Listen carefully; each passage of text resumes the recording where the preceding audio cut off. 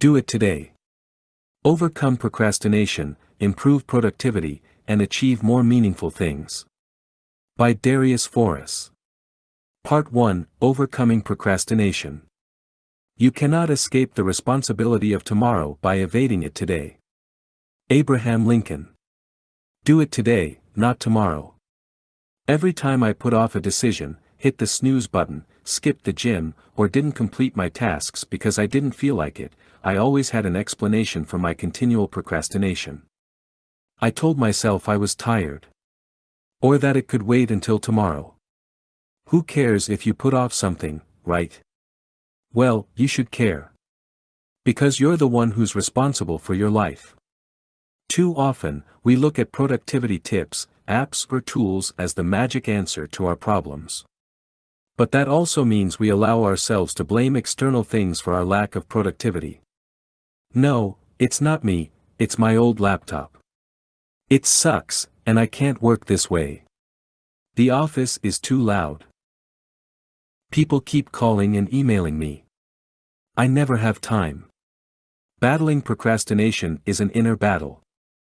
I have many examples of that in my personal life. In 2013, I felt my career was stuck. 2 years before that, I started a company with my dad. But after 2 years, I became restless because I wanted to do more and learn more. So I did some freelancing. I built websites, did copywriting, content marketing, and some design work. But it didn't take off. Why? I never did the uncomfortable work. Instead, I found a job to escape those hard tasks. We all escape at times. Building a business or career is hard. It requires you to do difficult, tedious, and unsatisfying tasks. If you want more clients or work, no one is going to hand it to you. You have to hustle. Do content marketing, one-on-one sales, network, or whatever method you use to grow your business. And if you want to climb the corporate ladder, you have to form alliances, be strategic, outperform your targets, and be great at what you do. That's what you should do, right? Most of us already know these things. Or, you will find out about it. There's no such thing as a secret to succeeding at work. However, we prefer to escape work. And that's at the core of procrastination to me. You know what you have to do, but you don't do it. Instead, you open a news site and start reading useless news items. Or you browse your Instagram feed without liking one picture because you hate your life. Maybe you browse Zara, H&M, Net-a-Porter, Mr. Porter, or whatever online shop you like. That was, and to a degree still is, the story of my life. For example, I'm now working on a new book. I know what it's about and I also have a title. But writing is also very difficult work to me. So I look for relief. I answer emails, read articles, go for coffee, do some online shopping, and work on recurring tasks to run my business. It's not that I'm disorganized. It's because I'm battling myself. Stephen Pressfield calls this inner enemy resistance in his classic, The War of Art. And this is what he says about it: resistance is always lying and always full of shit. Do it today, not tomorrow. I always have to keep reminding myself of that. When you procrastinate, you always want to do it tomorrow. I'm still like that. I think that's hardwired into us. The difference between me now and 3 years ago is small but simple. I rely on a system to live a productive, happy, and purposeful life. Back then I had no idea how to get things done. I always gave up quickly, felt stuck, unhappy, and frustrated. But now, I've found a way to overcome my challenges. Here's how I did it: I exercise my mental toughness every day. I used to neglect my brain. I was mentally weak, thought too much, and didn't rely on myself. It wasn't because I lacked skills.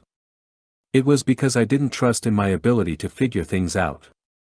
So I started reading about stoicism, pragmatism and mindfulness, anything that helps you to control your thoughts and improve your mental toughness. I don't want to be a slave to my thoughts. I want the opposite. I exercise my body every day. When I don't exercise, I'm restless, lack focus, energy, and confidence. By exercising my brain and body every day, I'm always war ready. I learned that overcoming procrastination starts before you fight the war. Soldiers don't go to war untrained either, right? Be in great shape, mentally and physically. Always. I have a set of daily habits that help me to be in control of my life. I journal, read, set daily priorities, and don't consume useless information. I also make sure I interact with my friends and family every day. Human contact is important. This keeps me grounded. I don't have high expectations of life. And I enjoy my days. I never look beyond that. I always have a list of small, but important, tasks that I have to complete. Let's take my new book for example. I often want to escape difficult things like actually sitting down and writing. So I tell myself today is not a good day. But every time I think that, I open my list of small tasks and work on one of those things today. I study and practice the science of persuasion to get my message across. My mentor taught me, you can be the best writer and teacher in the world, but if no one knows about it, you can't make an impact. The science of persuasion helps you to write better pitches, cover letters, website copy, emails, etc. Of course, it takes time to develop the foundation of this strategy. And there's a lot more to it. But it's not magic. However, it's also not easy to live a productive life. And it's definitely not about technology or hacks.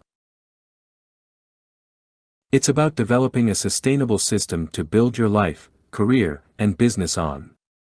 What's your system for living a productive life? Whatever it is, work on it today. Not tomorrow. What I do when I can't focus. Do you struggle to finish your tasks?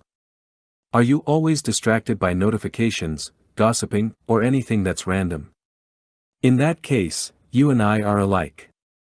Because focusing on a single thing is one of the hardest things at work. There's always something that interrupts you, right? Another person. A call. A meeting. A false emergency. Your cat. A stranger's cat.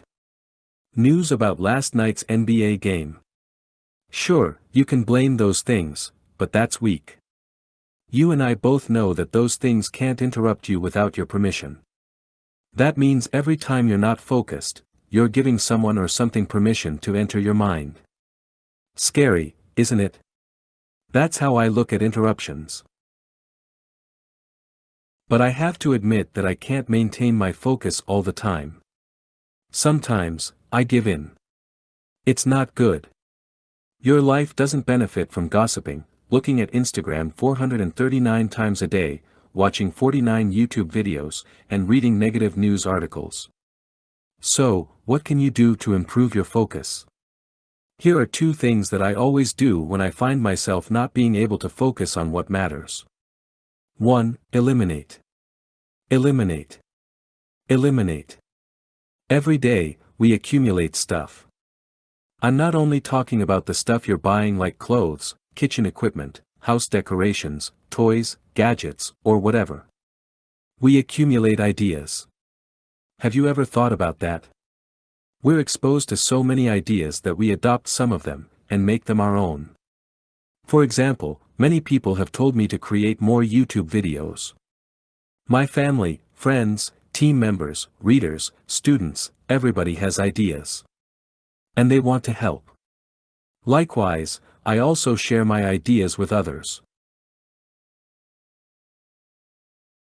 Ideas about how you can improve your life, career, business, or relationships. We all do it.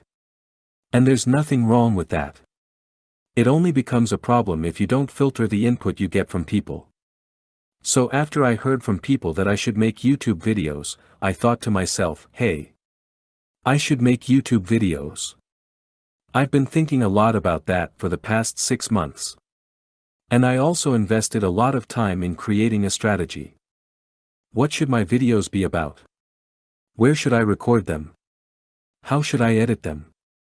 What music should I use? I've been working on it a lot. And I recently published a video as well. The response was positive. There's only one problem: it consumes too much of my time and attention. As a consequence, I can spend less time on writing, podcasting, and creating new courses. And those are exactly the things that I want to do.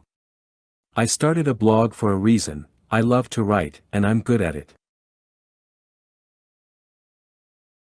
Therefore, the work is easier, compared to creating YouTube videos, which I'm not that good at.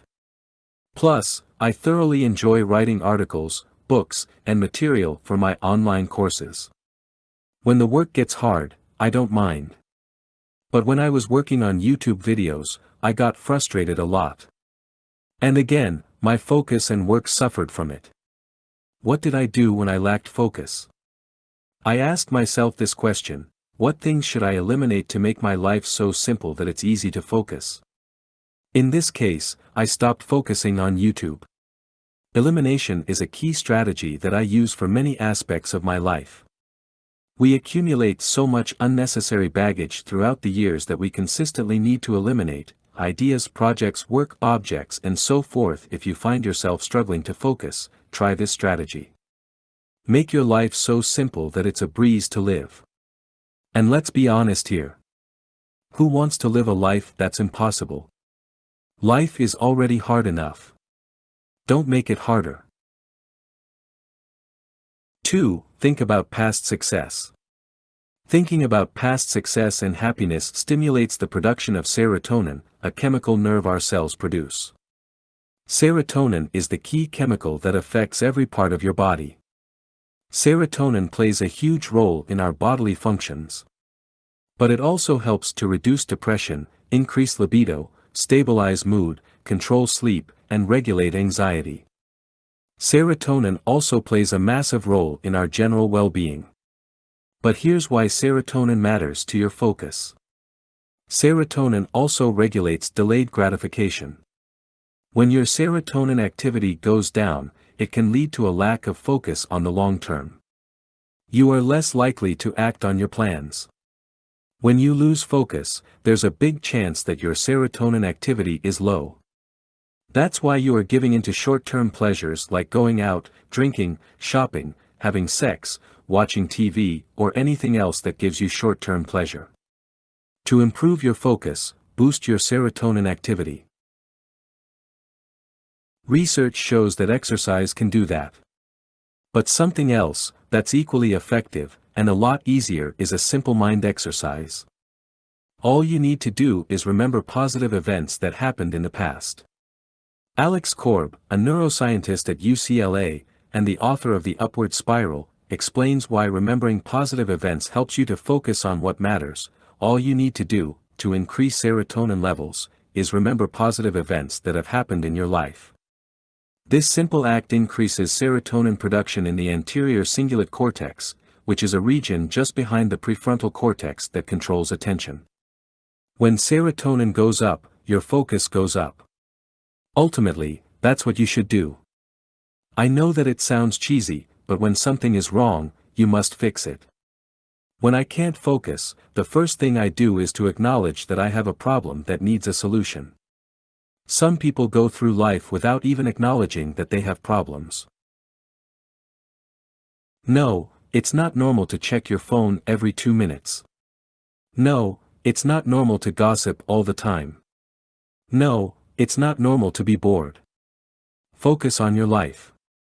Think about what matters to you. Then, do those things and don't get distracted. Stay on the path. Good luck. How to beat procrastination, backed by science. Procrastination has been around since the start of modern civilization.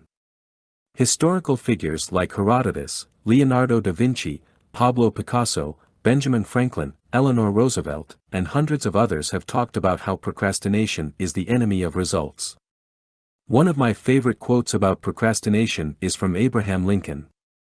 You cannot escape the responsibility of tomorrow by evading it today. The funny thing about procrastination is that we all know that it's harmful. Who actually likes to procrastinate? No one enjoys doing that.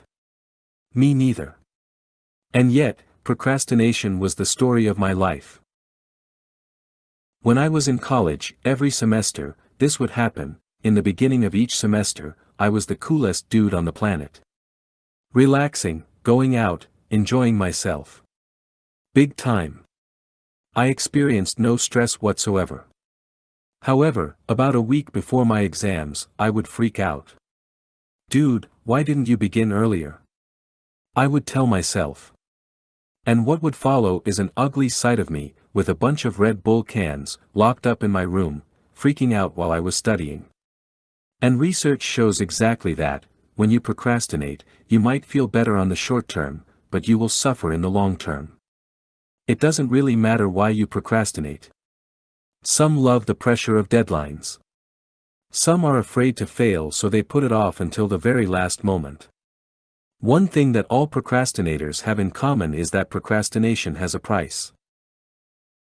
This highly cited study, published in the American Psychological Society Journal, by Diane Tice and Roy Baumeister, discusses the cost of procrastination.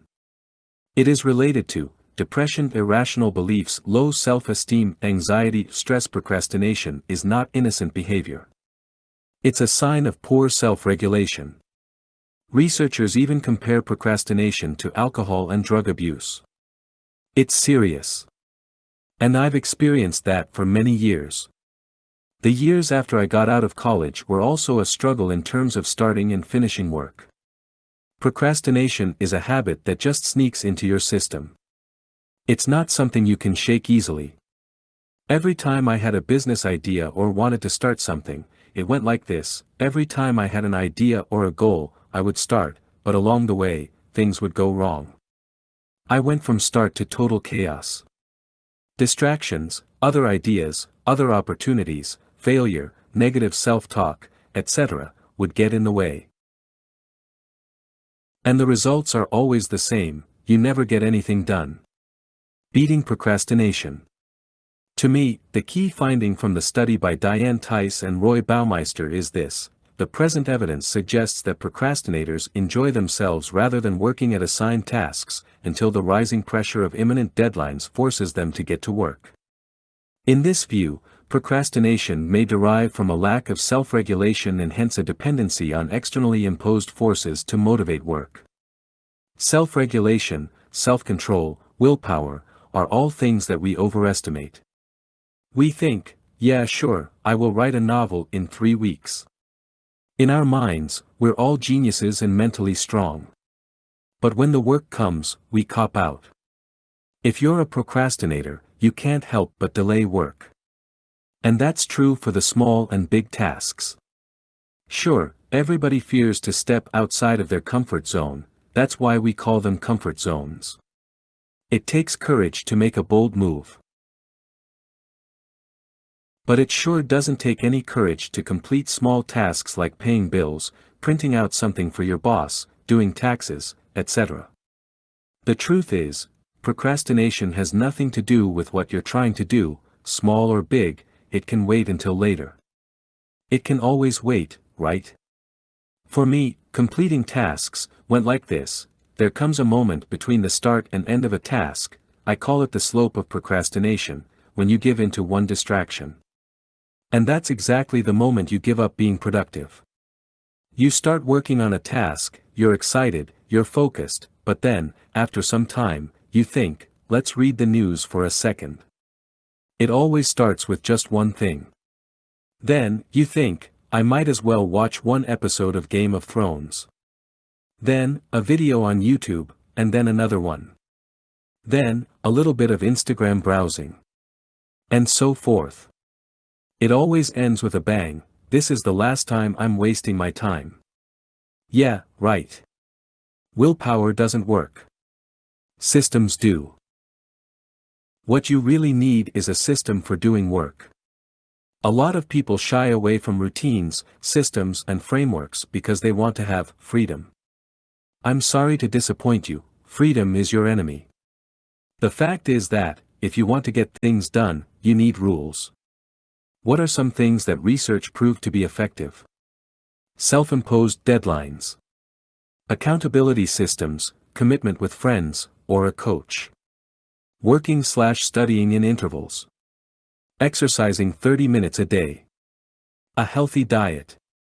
Eliminating distractions. And most importantly, internal motivation. If you combine the right productivity tactics, you have a productivity system. The deadlines create urgency, accountability will create responsibility, working in intervals improves your focus, exercising will give you more energy, so does a healthy diet, and eliminating distractions will take away the temptations. But there's no system that can help you if you don't have an inner drive. People overcomplicate that concept, but it's simple. Why do you do what you do? If you don't know, make something up. If you know why you're doing something, even the most annoying tasks become bearable. It will become a part of the bigger picture. So, instead of diving into work, take a step back, think about why you do what you do, and then rely on a system supports that. Not rocket science. Just science. How to stop wasting time and improve your personal effectiveness. The reason I research productivity is simple. I think that a productive life equals a happy life. Also, if you're more productive than average people, you'll advance faster in your career. You learn more. You do more. And eventually are rewarded more. And when I talk about productivity, I talk about being effective. Because productivity doesn't suggest that you get the right things done. It just means you get a lot of stuff done. But that's not what matters. Effectiveness, however, refers to getting the right things done. And if you want to do your job well, earn money, live a meaningful life, or learn skills, that is what matters the most. Otherwise, you just run around in circles. You might appear busy, but you won't achieve anything meaningful. In other words, it's easy to do useless work. Work that doesn't bring you closer to the outcomes you desire. Results matter the most. Practically, that means this: you might work for 50 hours a week, but if you don't experience any growth personally, emotionally, financially, you're not effective. People often ask me, where do I begin? To answer that question, I want to share one exercise that I teach in my productivity course, Procrastinate Zero. It's an exercise that I picked up from Peter Drucker's The Effective Executive. To me, Drucker is the first and best thinker when it comes to effectiveness for knowledge workers. Many of the books, articles, productivity tools, and productivity apps you see these days are all in a way influenced by Drucker, who essentially invented the term personal effectiveness. What you will find next is a simple exercise from The Effective Executive, which I modified slightly to make it easier, that you can apply to become more effective yourself. Step 1. Know thy time. I often hear people saying, I don't know what's wrong with me. I keep procrastinating. My question is, do you know thy time? If you don't measure your time, it's tough to stop procrastination or improve your productivity. Because if you want to manage your time better, you have to know where it goes first. Your memory is not sufficient. If I asked you what you were doing exactly 1 week ago at this time, would you have an answer? There you go. How do you know your time? Keep an activity log. Before I even have a real session with clients, I often ask them to keep an activity log for 2 weeks. An activity log is exactly what you imagine, an hour-by-hour record of what you're doing throughout the day. The specific method you use for your activity log doesn't matter. The only thing that matters is that you want to keep a record for at least 2 weeks. Preferably, you want a whole month of recorded activities. I just keep a pen and a notepad on my desk, and every hour I write down the time and what I've done during the past hour. It's important to keep the notebook visible, so you don't forget. Step 2. Identify the non-productive work. This step is actually very simple. I just have one question for you: go through all the recurring activities in your log one by one. What would happen if you would stop doing them? If the answer is, all hell breaks loose, don't change anything. But if your answer is, nothing would happen, you've hit gold. We all do activities that have zero return. I call those activities time wasters. Step 3, eliminate the time wasters. Boom. That's it. Know where your time goes. Identify the critical tasks from the trivial tasks in your life. And cut the trivial, time-wasting, tasks. That's simple. Yes. If you want to be a super effective person, you regularly keep a log. You don't have to keep a log for 365 days a year. Instead, do 2 stretches of 2-3 weeks a year. That's enough to keep track of your time and identify new time wasters. Also, the additional benefit of such a simple exercise is that it forces you to think about your daily routine. Often, we start time-wasting activities, and they become habits. And if you don't become aware of the pointless behavior, it's difficult to break those bad habits. I've found this exercise to be one of the most powerful things in productivity. Start now. Your activity log probably looks something like this. Insert time, read Darius Forrest's article about keeping a time log and started my own time log. Insert time, turned off my phone and got back to whatever you were working on. Insert time, browsed the news, Facebook, Instagram. And watched YouTube videos. Be honest with yourself. Shit happens. Insert time, responded to emails. Great. I'm happy to see that you started. Now keep going for another 2 weeks. The habits of unproductive people you don't want to copy. The reason I study productivity is that I'm an unproductive person. I truly am. I sleep too much. I talk too much. I read too much. I listen to music all day. I watch movies. I buy gadgets that turn me into a zombie. If it weren't for my productivity system, I'd get nothing done. I wouldn't even write this article. But if you browse social media, all you see is super productive, healthy, and wealthy people. Is that really the case? I don't know. I just know this: you can't be productive 24/7. And a big part of being productive is about getting rid of unproductive habits we all have. What follows is a list of 10 unproductive habits that I learned to do less, or eliminate. Do you have a few of these habits? Don't worry, we're all unproductive at times. But if you have 5 or more, it might be time to change. One thing is sure, no one wants to be an unproductive person. Working too much. Some days I can work 12 or 13 hours straight. I only take a break to exercise and eat. And I can keep that up for a few days. But after a few days, there always comes a crash. Big time. I struggle. I can't get stuff done. I don't even want to get stuff done. It's not good. So I learned to be more calculated with how much I work. Hemingway tried to stop at the height of his day. That's also my new goal. But that's hard because we always want things fast, fast, quick, quick, now, now. Just know yourself, your work, and your deadlines. Don't have a deadline. Take it easy because you need that juice for stressful times. And most importantly, have patience. Worrying too much. What if I go broke? What if I lose my job? What if she doesn't love me? What if I get cancer? What if this plane crashes? What if I lose my sight? What if I... You got your head so far in the sand like an ostrich that you can't see how self-absorbed that way of thinking is. It's always about me, me, me. I know all about it. The above examples are all from my personal life. I used to be the king of the what if game. But here's the thing, you're not going to die right this second. Get over yourself. Stop worrying. And do something useful. I know, it's not that simple, but still, you can learn how to stop worrying. Being stubborn.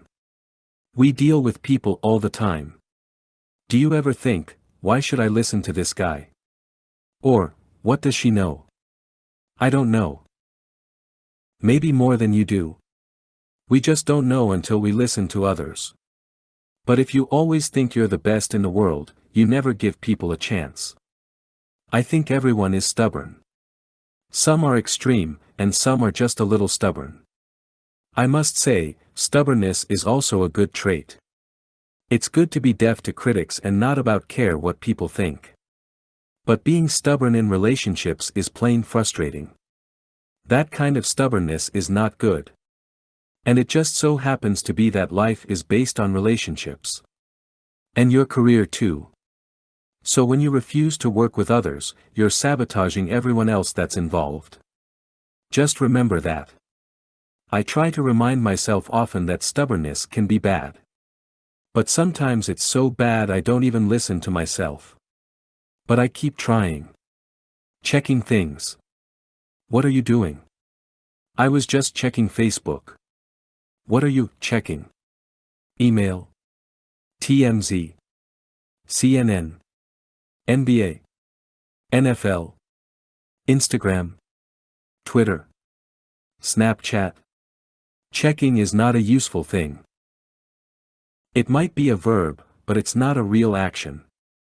When I started blogging, I always checked my stats for no reason. Then I thought, what's the outcome of checking? Nothing. You just consume information. I try to keep my checking at a minimum. That's why I deleted all news and social media apps on my phone. I don't even have email on my phone. Otherwise, I check it all the time. I don't want that. I only want to check my email when I have time to answer emails. Checking is a habit that you can never fully eliminate. I still follow the NBA because I like it. Pick only one or two checking vices you actually like. Eliminate the rest. You're not missing anything anyway.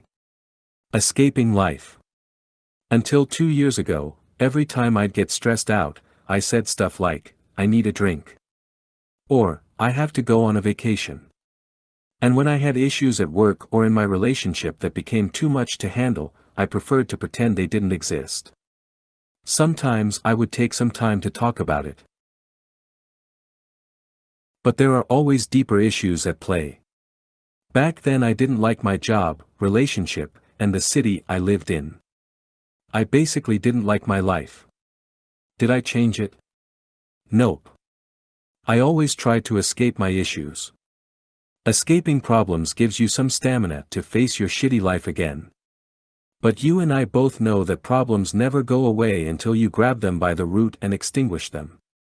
I learned that the hard way. These days I deal with problems before they become big problems. Saying yes.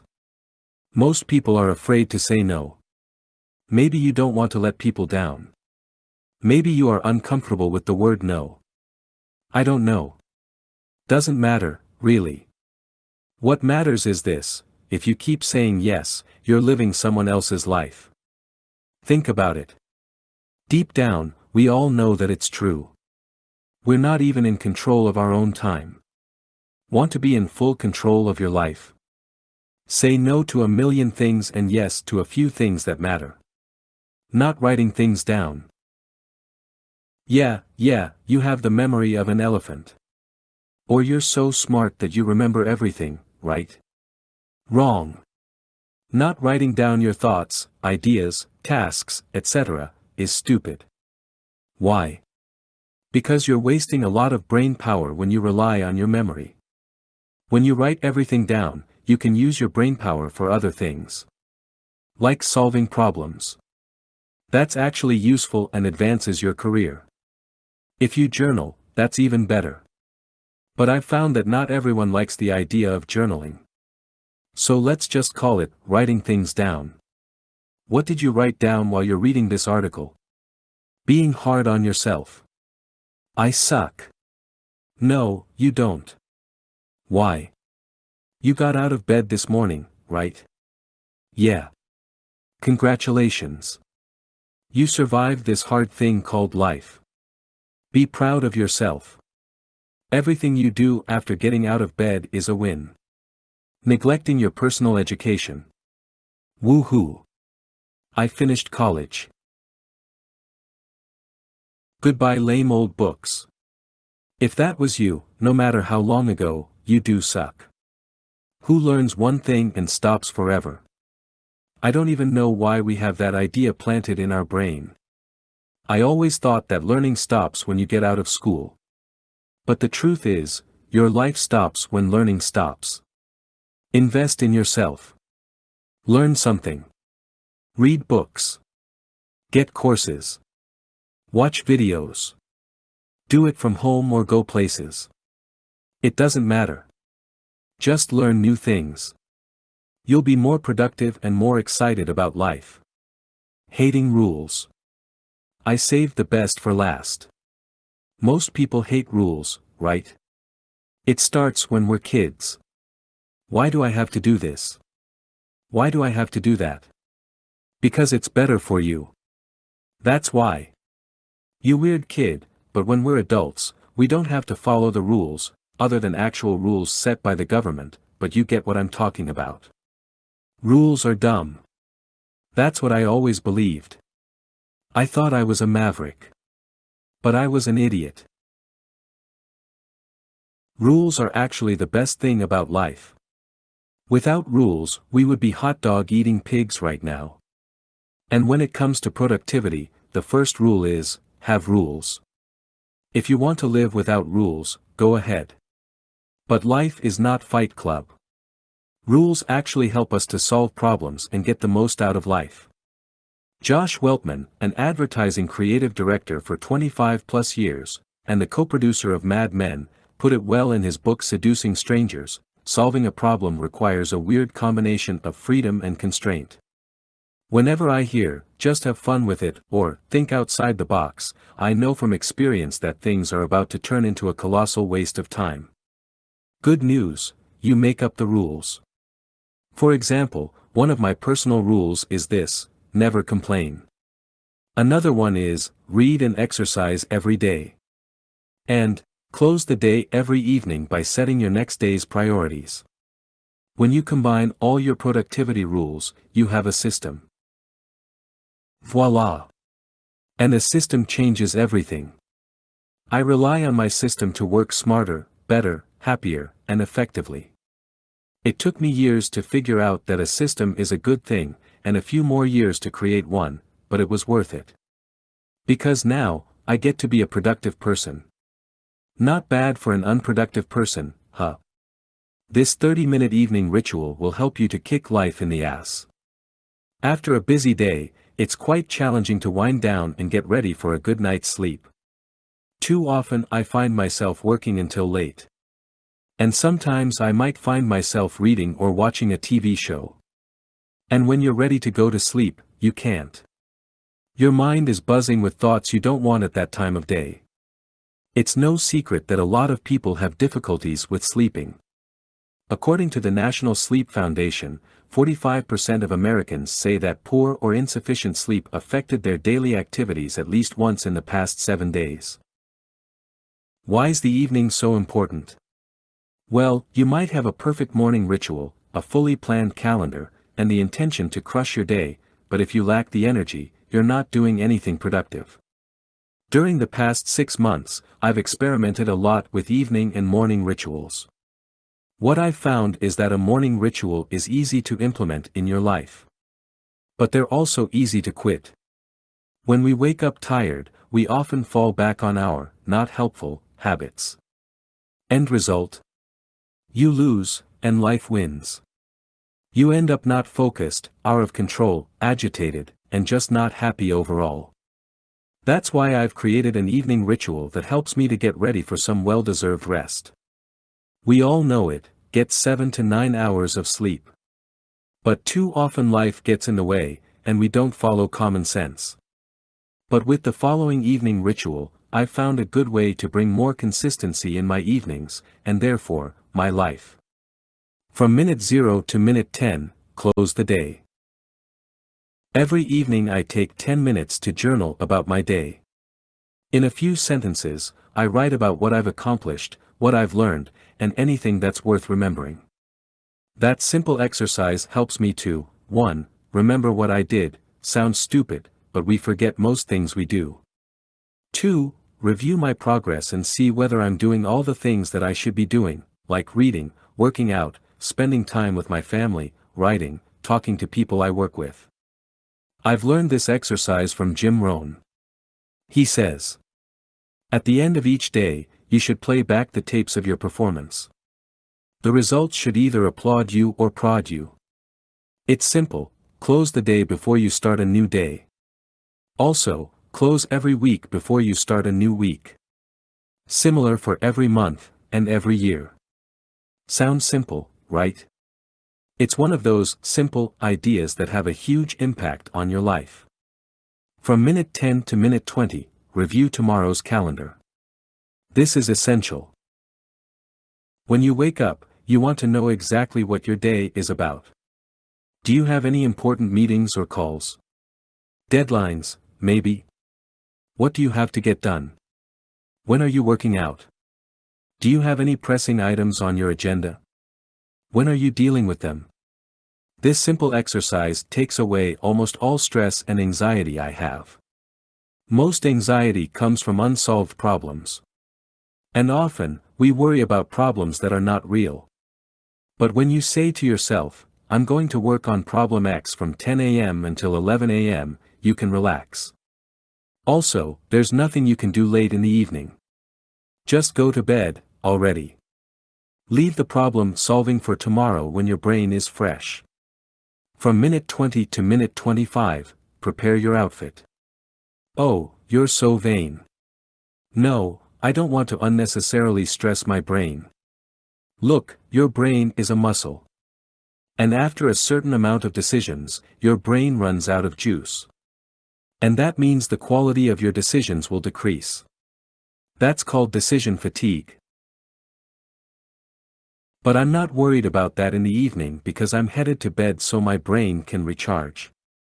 A few extra decisions won't hurt. However, those few extra decisions will hurt your productivity if you think about your outfit in the morning.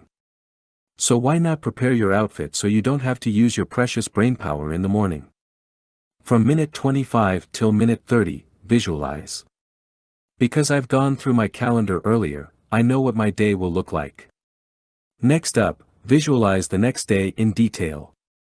Charles Duhigg talks about this exercise in his new book Smarter, Faster, Better. Duhigg writes about how the most productive people visualize their days with more specificity than the rest of us.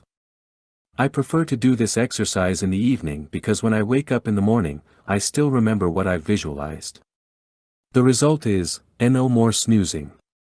You won't believe how much I would hit the snooze button in the past.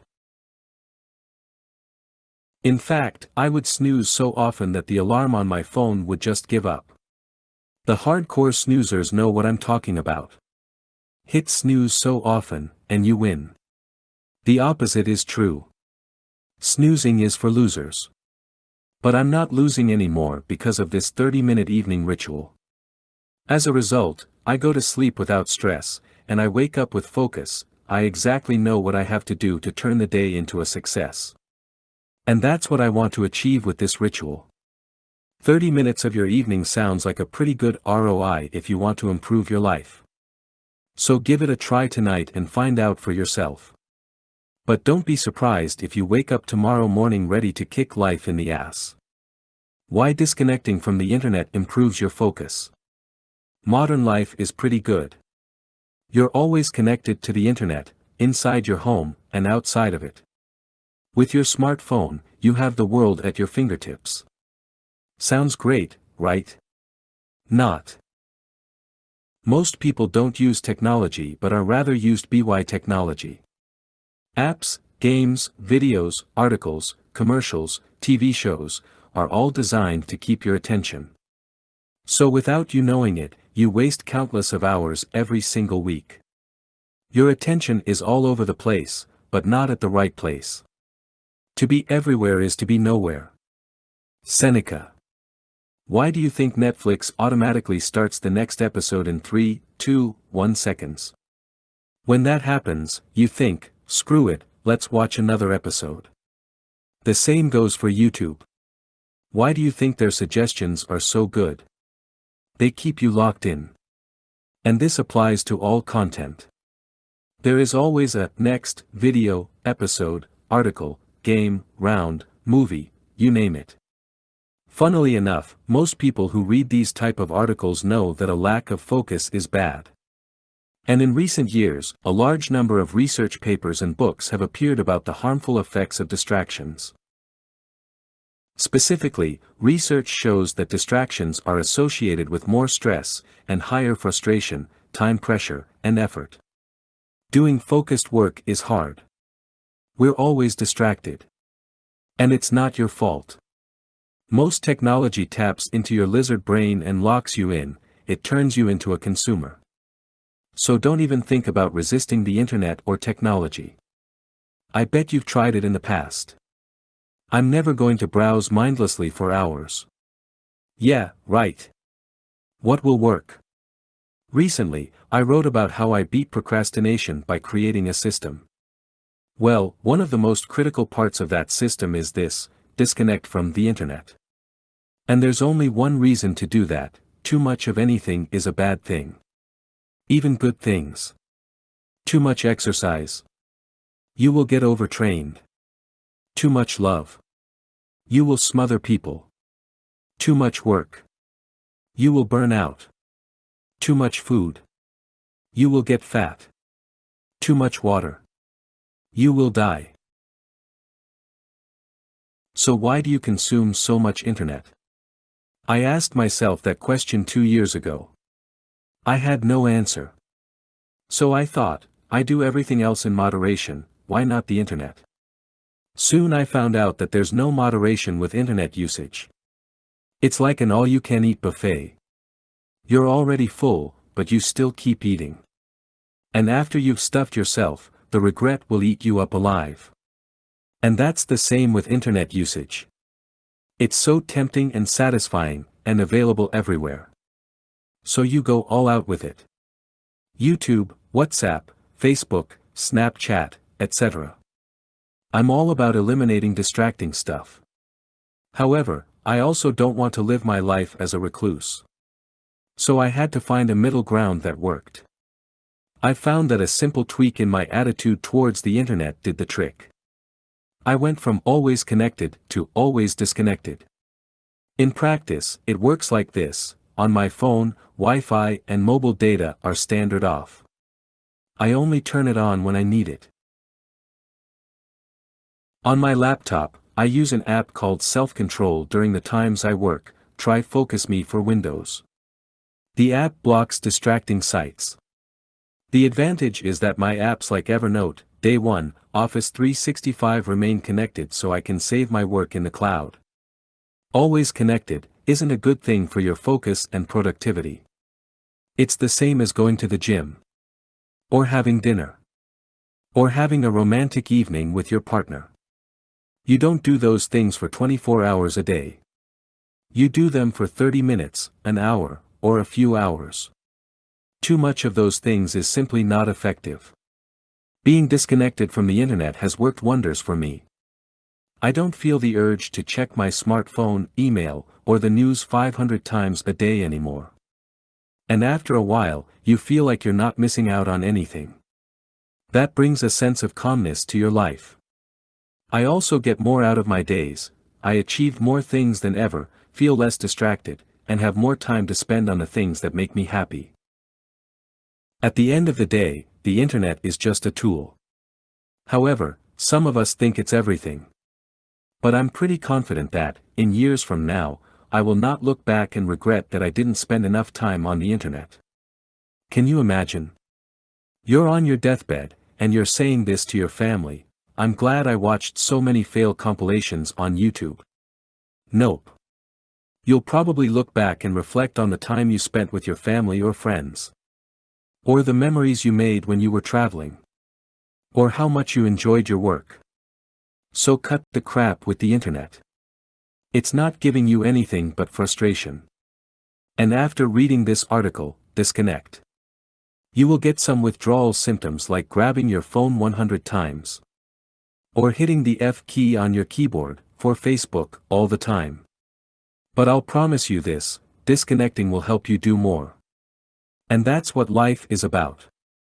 The single biggest reason most people procrastinate in life. For most of my life, I've been a habitual procrastinator. When I had my first summer job at age 16, I did everything not to work. I had an inside sales job at a telecom company, and I had to sell mobile contracts to clients. The company had software that would automatically call the next client when you finished a call. So you would be on the phone constantly, but I found a way around that process. After every call, you had to log your activity on the system. Things like, client is interested, but has to discuss it with her grandson. Yes, I sold to a lot of elderly people, not proud of it. As a professional procrastinator, I took a lot of time to craft a lengthy summary of the call.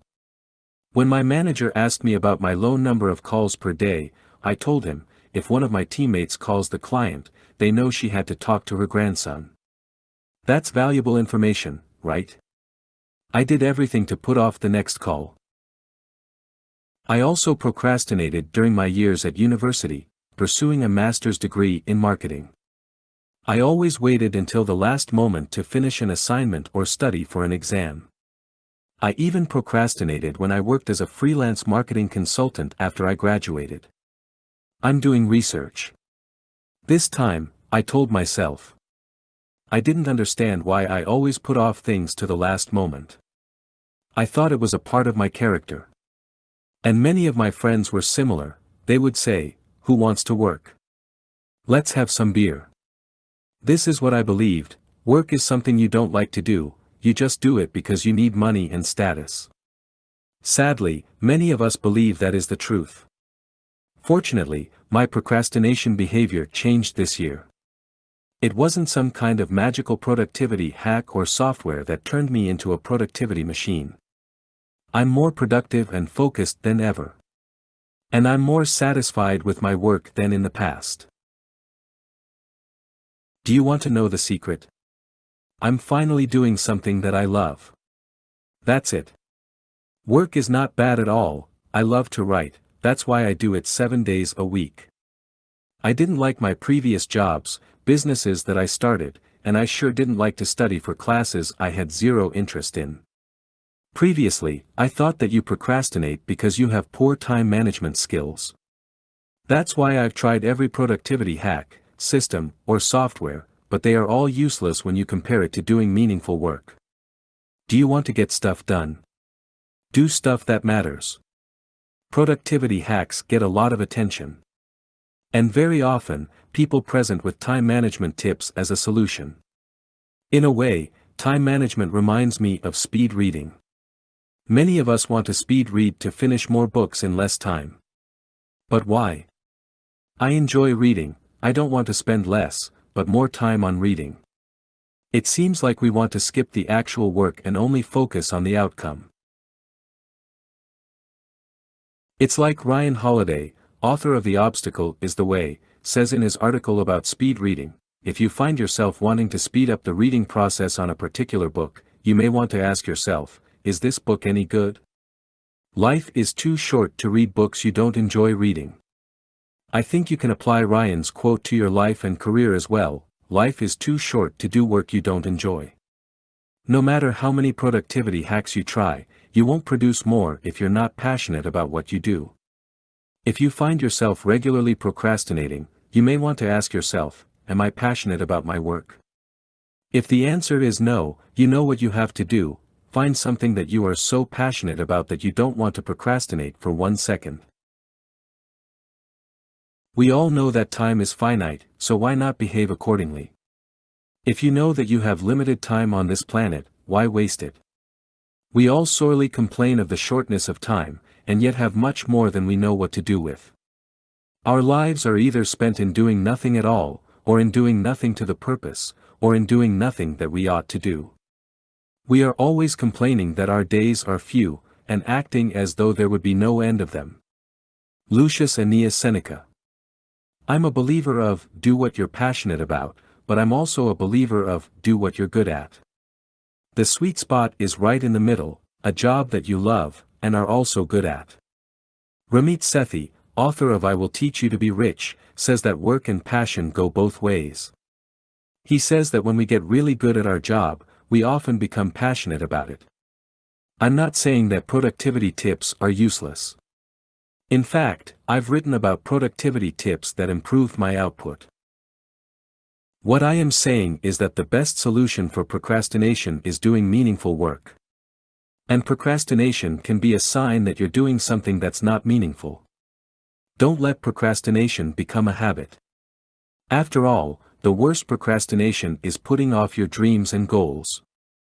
If you're waiting for the right time, Benjamin Franklin says, you may delay, but time will not. If you don't listen to me, listen to him. This ancient habit will maximize your focus. Ever since I was little, I worried about many things. My favorite topics were money, health, and my future. What's your favorite topic to worry about? And don't tell me you never worry or fear nothing. Because if you have zero fear, that means you're a robot. Everyone spends time thinking about things that will never happen. Because that's what fear is. Michel de Montaigne, the 16th century philosopher, said it best. My life has been full of terrible misfortunes, most of which never happened. We all know that fear is meant to save us from trouble. But in the modern world, that's simply not true anymore. These days, fear is only something that occupies your mind. Our thoughts are so cluttered with fear, worry, and stress, that we can't focus on our goals. In my personal experience, living a full life has nothing to do with the resources or opportunities you have. It's about knowing what you want, and also knowing how you can get it. That's why you need to be focused every day. Without work, no goal will ever be achieved.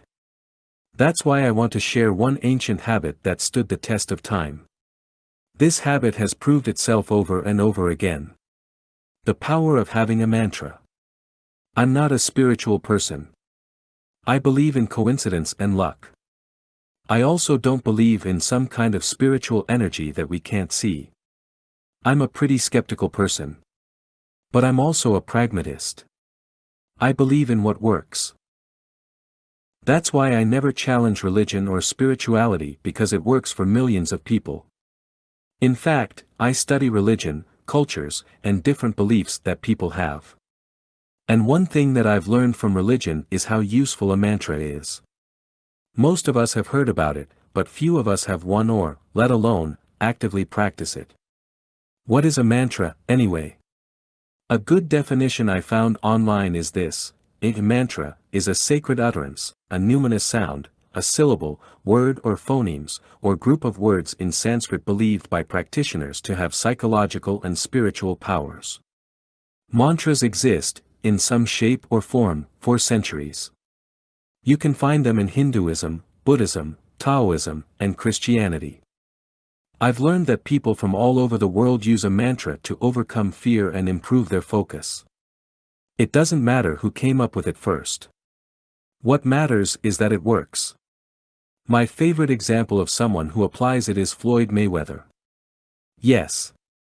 The boxer. Mayweather might be a controversial figure that people either love or hate. But he's also considered as the best boxer of all time. Not one of the best. The best. He has a record of 50-0. And he never even came close to losing. His recipe for success. A lot of talent, that's for sure. But, the man also has a crazy work ethic. And he's been training ever since he was a baby. I've been following him for years. I don't care about his cars or money. I watch his training videos to see whether I can learn something that I can apply to my own life. A person with those kinds of results must do things right. You can't deny that. A few years ago, I noticed something that seemed like a promotion technique at first. Mayweather often repeated the same phrase. Hard work. Dedication. It sounds like a lame company slogan. He says that while he works on the heavy bag, speedball, pads, and even while he's running. Constantly, he repeats the same words. Sometimes in a different order. And it wasn't until I learned about Mayweather's mantra that I started using my own. I always thought it was something that yoga hipsters use to become Zen. Do you see me sitting on the floor with crossed legs and saying, HMMN, HMMN, HMMN? Let's go. That's my mantra. I've trained myself to say it every morning when I wake up. It really energizes me. I wake up and immediately say, let's go. I've experimented with different mantras. In particular, ones that you repeat more often. But I've found that it's not my thing. I'm a pretty direct and no BS person. I prefer something short and powerful. Not only do I say it when I wake up, I also say it before I start working. Or, when I want to start my workout. Let's go. Give it a try. It works really well for me because it changes my state of mind to action. Especially when I feel afraid or powerless in life, I try to force a change in state. You know that platitude, the only way out is through? I believe that's true. And if you want to get through things, you need action. After you start using your mantra, you get into a worry-free zone. This is one of the most effective things I've found in all of personal growth. I highly recommend a mantra for everyone. All you need to do is pick a slogan that helps you to get focused, and that changes your state. Give it a try now. But I don't believe it. Pessimists say, just saying 3 words won't help you with real problems. To those people I say, what will help? Drowning in your own misery? Being paralyzed? Never taking action? Complaining? Feeling bitter about life? Never. We all know that life's too short to spend worrying about things that will never happen. And if something bad does happen to you, do something about it. How to focus better: manage your attention, not your time. How many minutes of undisturbed work do you get done on an average day? 10, 20, maybe 50 minutes. If you think that sounds low, just examine your life. Most of us can't go undisturbed for more than 10 minutes. We're all so connected that it becomes impossible to find time to focus on yourself and your work. Some of us get hundreds of notifications and messages per day. You find yourself answering a WhatsApp message here, an email there, talk to a friend, and then talk to a colleague on Slack. Most people's days consist of answering to notifications. In a way, you're held captive by others. So no wonder that many of us ask, how do I focus better? When new subscribers join my newsletter, I always ask them about their challenges. And the majority who answers mentions something that's related to focus. In fact, when I did a survey on my newsletter last year, 28% said that their biggest challenge is related to focus and time management. Here are just 2 examples of what readers mentioned to me. My number 1 challenge in life and career is trying to stay focused on my tasks. My mind always starts drifting to trivial things when I'm at work. My biggest challenge is, how can we define what to really focus on? These questions have been on my mind in the past too. And you know what I found? Distractions are not some 21st century first world problems. Distractions have always been a part of life.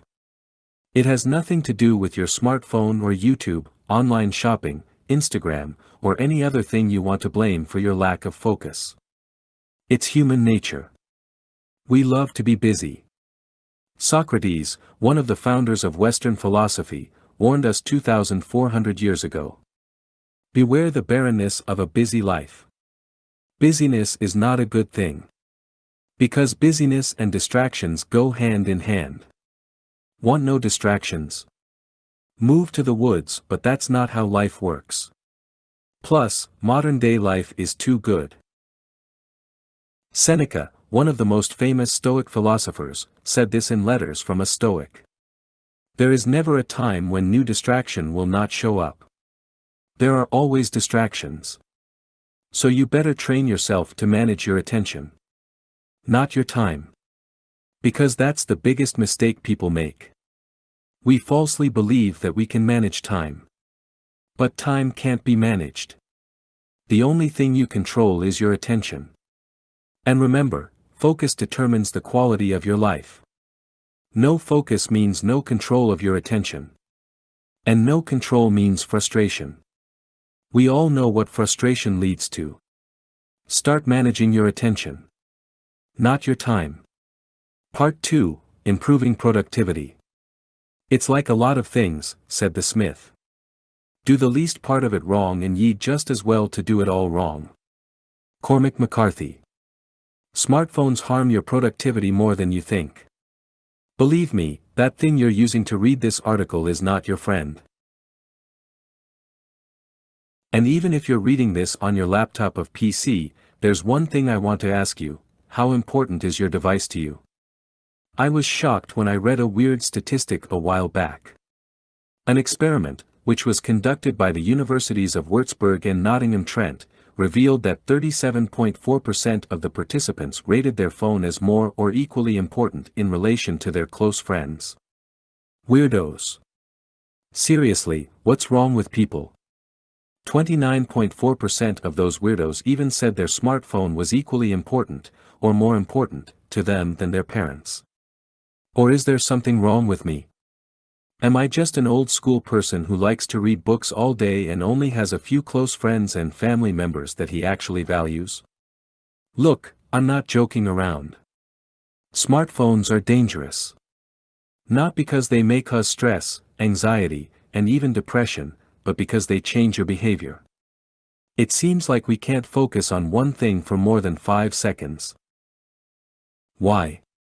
Well, we can't because our smartphone is constantly going off. Not because people are calling you, it seems like people are afraid of calling these days, but that's another topic, but because you're constantly getting notifications about things that don't matter. Change your smartphone behavior. The same study I mentioned above also found something else. Researchers asked participants to perform a concentration test under 4 different circumstances, with their smartphone in their pocket, at their desk, locked in a drawer and removed from the room completely. The results are significant. Test results were lowest when the smartphone was on the desk, but with every additional layer of distance between participants and their smartphones, test performance increased. Overall, test results were 26% higher when phones were removed from the room. Sure, it's just a study. And you don't have to believe everything you read. But this is something I can personally attest. For the past 2 years, I've significantly changed my smartphone behavior. Namely, I have turned off all my notifications except messages and calls. I've removed myself from all WhatsApp groups except for one with my closest friends. I've removed all news apps. If something important happens, you'll hear it from the people around you. I only consume music, paid journalism, articles from specific authors I follow, podcasts, YouTube videos, mostly to learn, but also for entertainment because I'm not a robot, books, and audiobooks on it. For the rest, I use my phone to call, text, and to take notes, photos and videos. Also, I've stopped immediately responding to notifications. That doesn't mean I don't value other people who try to reach me. It means that I refuse to be a slave to my phone. I control my phone. For most of us, it's the other way around. In the past, Facebook, Instagram, Apple, Google, etc., all controlled my mind.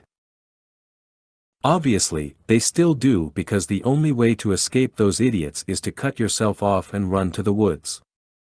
That's not realistic. I like my phone. But I don't need it. The results have been great since I started using my smartphone in the above way. During the past 2 years, I got more things done than ever. And I still have time to work out daily, hang out with my friends, have dinner with my family, and spend time with my lady friend. You and I both have the same 24 hours at our disposal. The difference maker is how you spend those 1,440 minutes each day. To be honest, I think I still have much to improve about my effectiveness. No one reaches peak productivity. Nor is it important to be the most productive person in the world. How you want to spend your time is your business. But please don't tell me you don't want to be 26% more productive by just changing one unimportant thing in your life, your smartphone behavior. And if you wonder why not more people telling you to get rid of that thing, realize that they are trying to get to your wallet. Also, social media people who claim that they run their business with their smartphone are doing the exact same thing. They need you to consume their content, on, you guessed it, your smartphone. Apple will also never tell us, don't mind buying the new iPhone because it's going to destroy your productivity. Of course not, they try to tell you the opposite. And without a doubt, smartphones also improve productivity. You probably found my articles on your phone.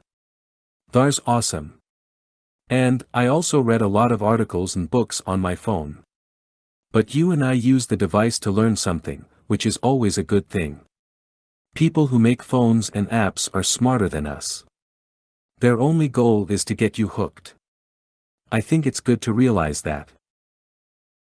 That's why I often try to remind myself not to depend on smartphones too much because my attention matters more than productivity.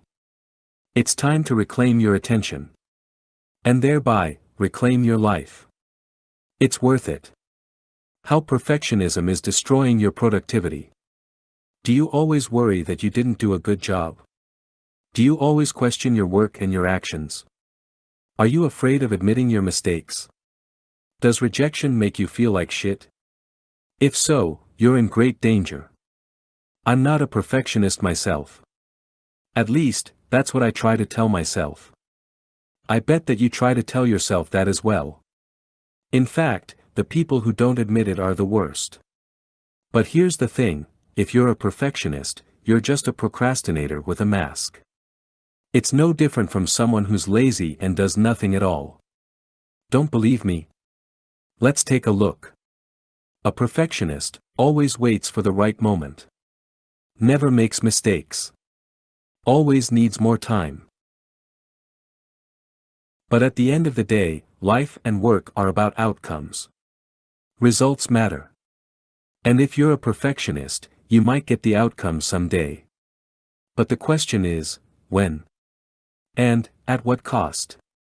Research specifically shows that perfectionism is closely related to depression and low self-esteem. Perfectionists are their own devils. Jack Kirby. Is the price of perfectionism really worth it? I've found that perfectionism is just another form of procrastination. When you constantly worry about making mistakes, doubt creeps in your mind. And that causes indecision. There are two types of perfectionists. One, the one that never starts. You want to achieve something, but you immediately start doubting yourself. You think, I don't think I can do it. So you never start. Two, the one that starts but has too high standards. You set a goal. You work hard, maybe too hard. But you've set your goals so high, that you're always failing yourself. Both scenarios can cause the following: anxiety, worry, depression, and type A behavior. These are things that we rather avoid. Joachim Stober and Jutta German, who studied worry, procrastination, and perfectionism, write, the combination of concern over mistakes and procrastination may be a crucial factor in the maintenance of worry. On the one hand, it may prolong existing threats because no steps are taken to cope. On the other hand, it may increase existing threats or even produce additional threats because initially solvable problems will pile up, thus creating an overload of problems that may finally be insoluble. And that feeling of being helpless is the biggest pitfall for us. Because what do we do when we feel helpless? Exactly, we give up. Just look at the studies about learned helplessness. However, perfectionism is not always bad. In fact, some studies suggest perfectionism is related to greater achievement. But that's not the question here. Of course, when you set higher goals and if you have higher standards, you achieve more. Without a doubt, perfectionistic tendencies can be a good thing. But as we all know, achieving goals is not the only thing in life. It's more about how we reach our goals and aspirations. How can we beat the nasty side of procrastination and perfectionism? So we've talked about how procrastination and perfectionism are related, and why it can be bad. But what's the solution? I found an interesting study by Gordon L. Flett and his colleagues. They talk about the role of learned resourcefulness to perfectionism. They suggest that learned resourcefulness can play a mediator role. So I started looking into learned resourcefulness. And this is what I found from an article by Michael Rosenbaum. Learned resourcefulness refers to the behavioral repertoire necessary for both regressive self-control and reformative self-control. This repertoire includes self-regulating one's emotional and cognitive responses during stressful situations, using problem-solving skills, and delaying immediate gratification for the sake of more meaningful rewards in the future. Learned resourcefulness is the skill that you need to stop sabotaging yourself. Finding a balance. Let's look at the opposite of a perfectionist, a slacker. If you're a slacker, you don't care about much. Good enough is your motto. And you have no ambition at all. An attitude like that doesn't bring you anywhere. The American novelist Cormac McCarthy put it best, "It's like a lot of things," said the Smith. Do the least part of it wrong and ye just as well to do it all wrong. Slacking is an attitude of, I don't care. But if you want to make things happen in your life, you have to care. And what you want is to find a middle ground where your perfectionistic tendencies drive you, but you have the calm of a slacker, and you combine that with learned resourcefulness. So that's why I found a balance between perfectionism and slacking. It looks like this: do great work like a perfectionist, but don't give too much attention to your goals like a slacker. And finally, combine it with this: resourcefulness. Goals can work well, but they can also be counterproductive. That's why you want to rely on systems. And when shit hits the fan, use your problem-solving skills to figure things out. To me, that's the sweet spot. Instead of beating yourself up when you make a mistake or if you fail yourself, you just adjust or solve the problem. Avoid the perfectionist's favorite sentence, "OMG, this is the worst thing ever." Also avoid the slacker's favorite sentence, "I don't care." But instead, you say, "I've got this." So what's your current challenge? Actually, I don't even have to ask, you've got this. How to read 100 books a year. Does your reading list keep growing? Did you buy books that you've never read? It might be time to cross more books from your list this year than ever. If you're reading less than you want, you're not the only one. 1 year ago I looked at my Goodreads page and noticed that I had read only 5 books in 2014. That realization frustrated me. I love books, but since I graduated college in 2011, I'd been reading fewer books every single year. My work and life got in the way of reading as much as I wanted. Why read 100 books in a year? You read because you want to learn from other people's experience. Otto von Bismarck put it best, "Fools learn from experience." I prefer to learn from the experience of others.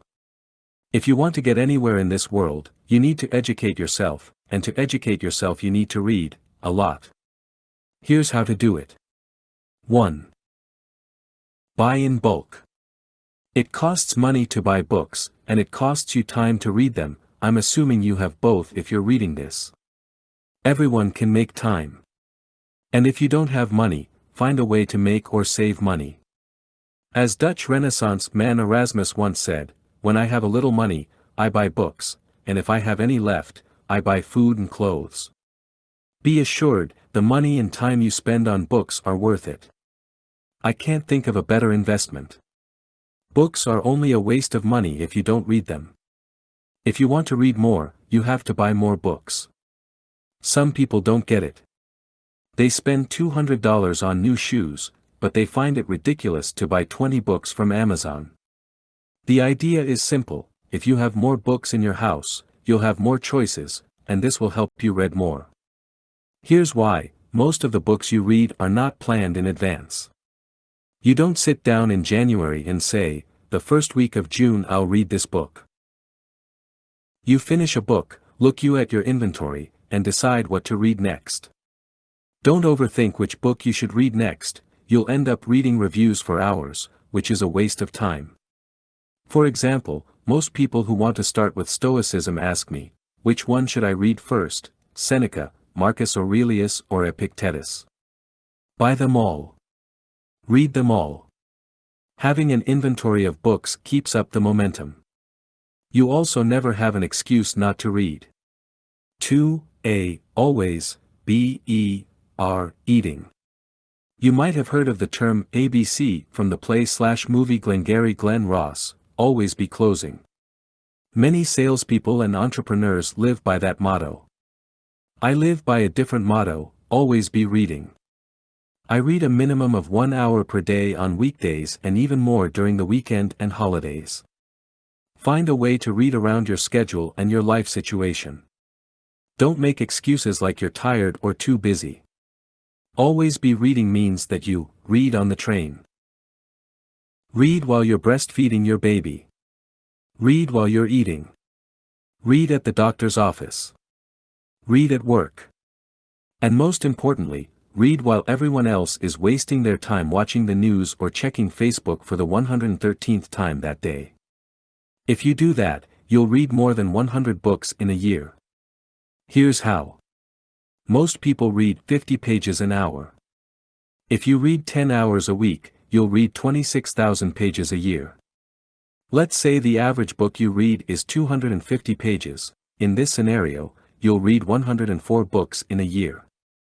With that pace, even if you take a 2-week break, you'll read at least 100 books in a year. That's a good return on your time investment. What's the ROI of reading the news? I don't know exactly, but it must be negative. 3. Read relevant books only.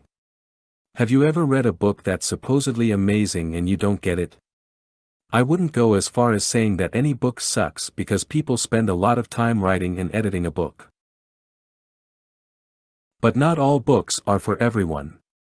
A book might be a bestseller, but maybe you can't stand the writing. Or maybe it's not the right time to read a book. In any case, if you can't flip through the pages, put the book away and pick up something you are so excited about that you tear up the pages. Read books that are close to what's going on in your life. There's a book for everything you can think of.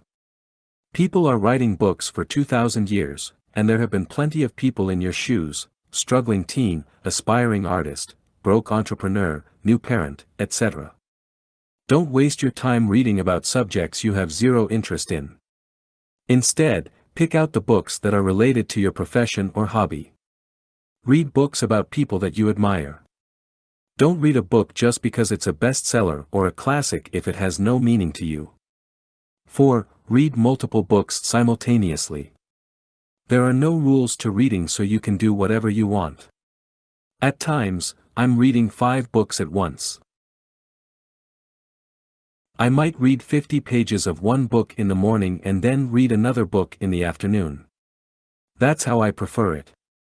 Others like to read a book cover to cover and only then read something new. If you're reading something that's complicated, you might want to read something that's easier for the evenings. I like to read biographies before I go to sleep because they are like stories. Fiction also works well in the evening. I don't want to read a book about investing in bed with a highlighter and a pen. If I do that, I will be awake until 3 a.m. because my mind is buzzing with the new things I'm learning. 5. Retain the knowledge. Knowledge is only good if you use it. To retain knowledge, you need a system that helps you do that. This is how I do it. When you read a book, use a pen to make notes in the margins and highlight important text. If you're reading digitally, be aware of over-highlighting. Just because it's so easy, you shouldn't highlight everything you find slightly interesting. Keep the highlighting for aha things only. If you read something you want to definitely remember, fold the top or bottom corner of the page.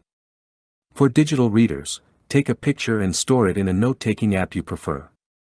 When you finish the book, go back to the pages with the folds and skim your notes.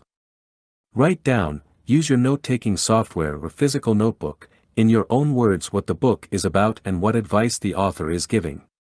Copy the quotes that stand out the most to you. The point is not to copy the book but to help you process the information so you can use it later. Read as much as you possibly can, but never forget to apply what you've learned because that is what counts the most. You put in many hours to read books, make sure you get something out of it. Take a vacation, it boosts your productivity and reduces stress.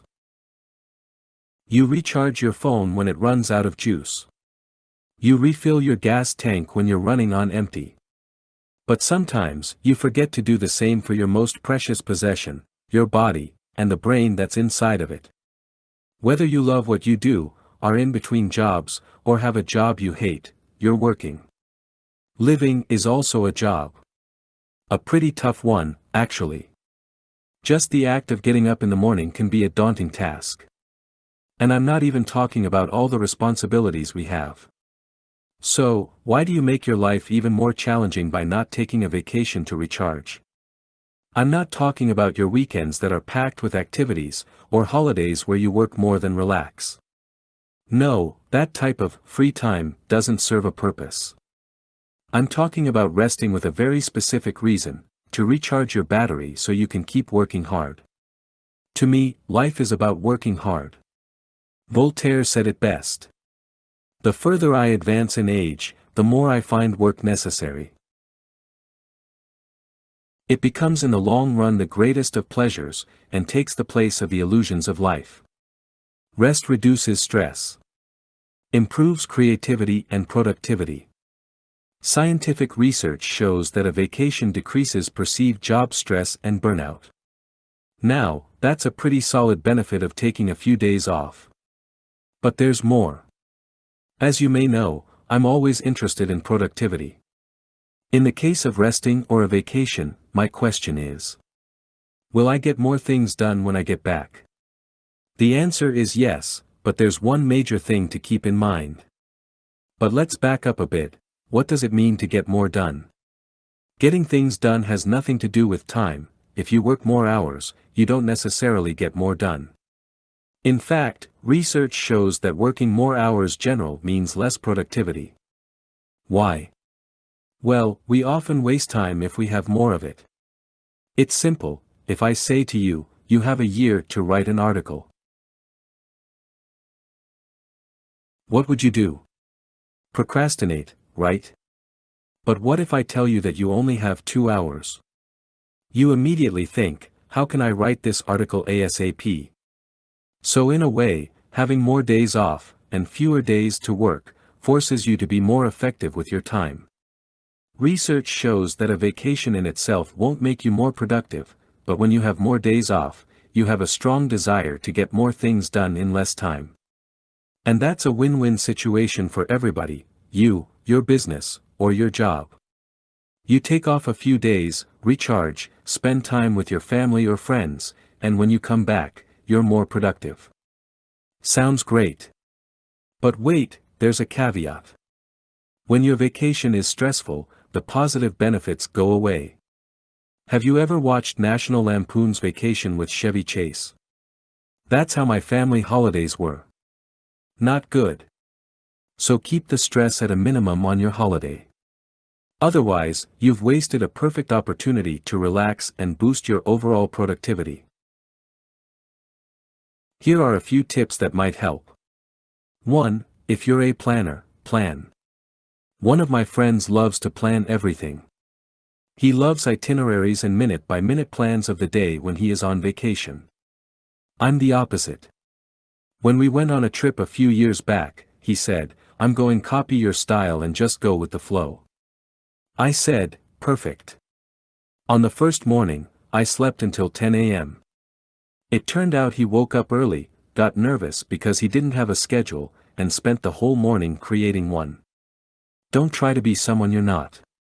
If you like to plan your holiday, just do it. But try to stay flexible, you're on holiday. 2. Make a daily movie. It's creative, and it's a great memory for later. Plus, focusing on the act of filming will force your attention on something specific.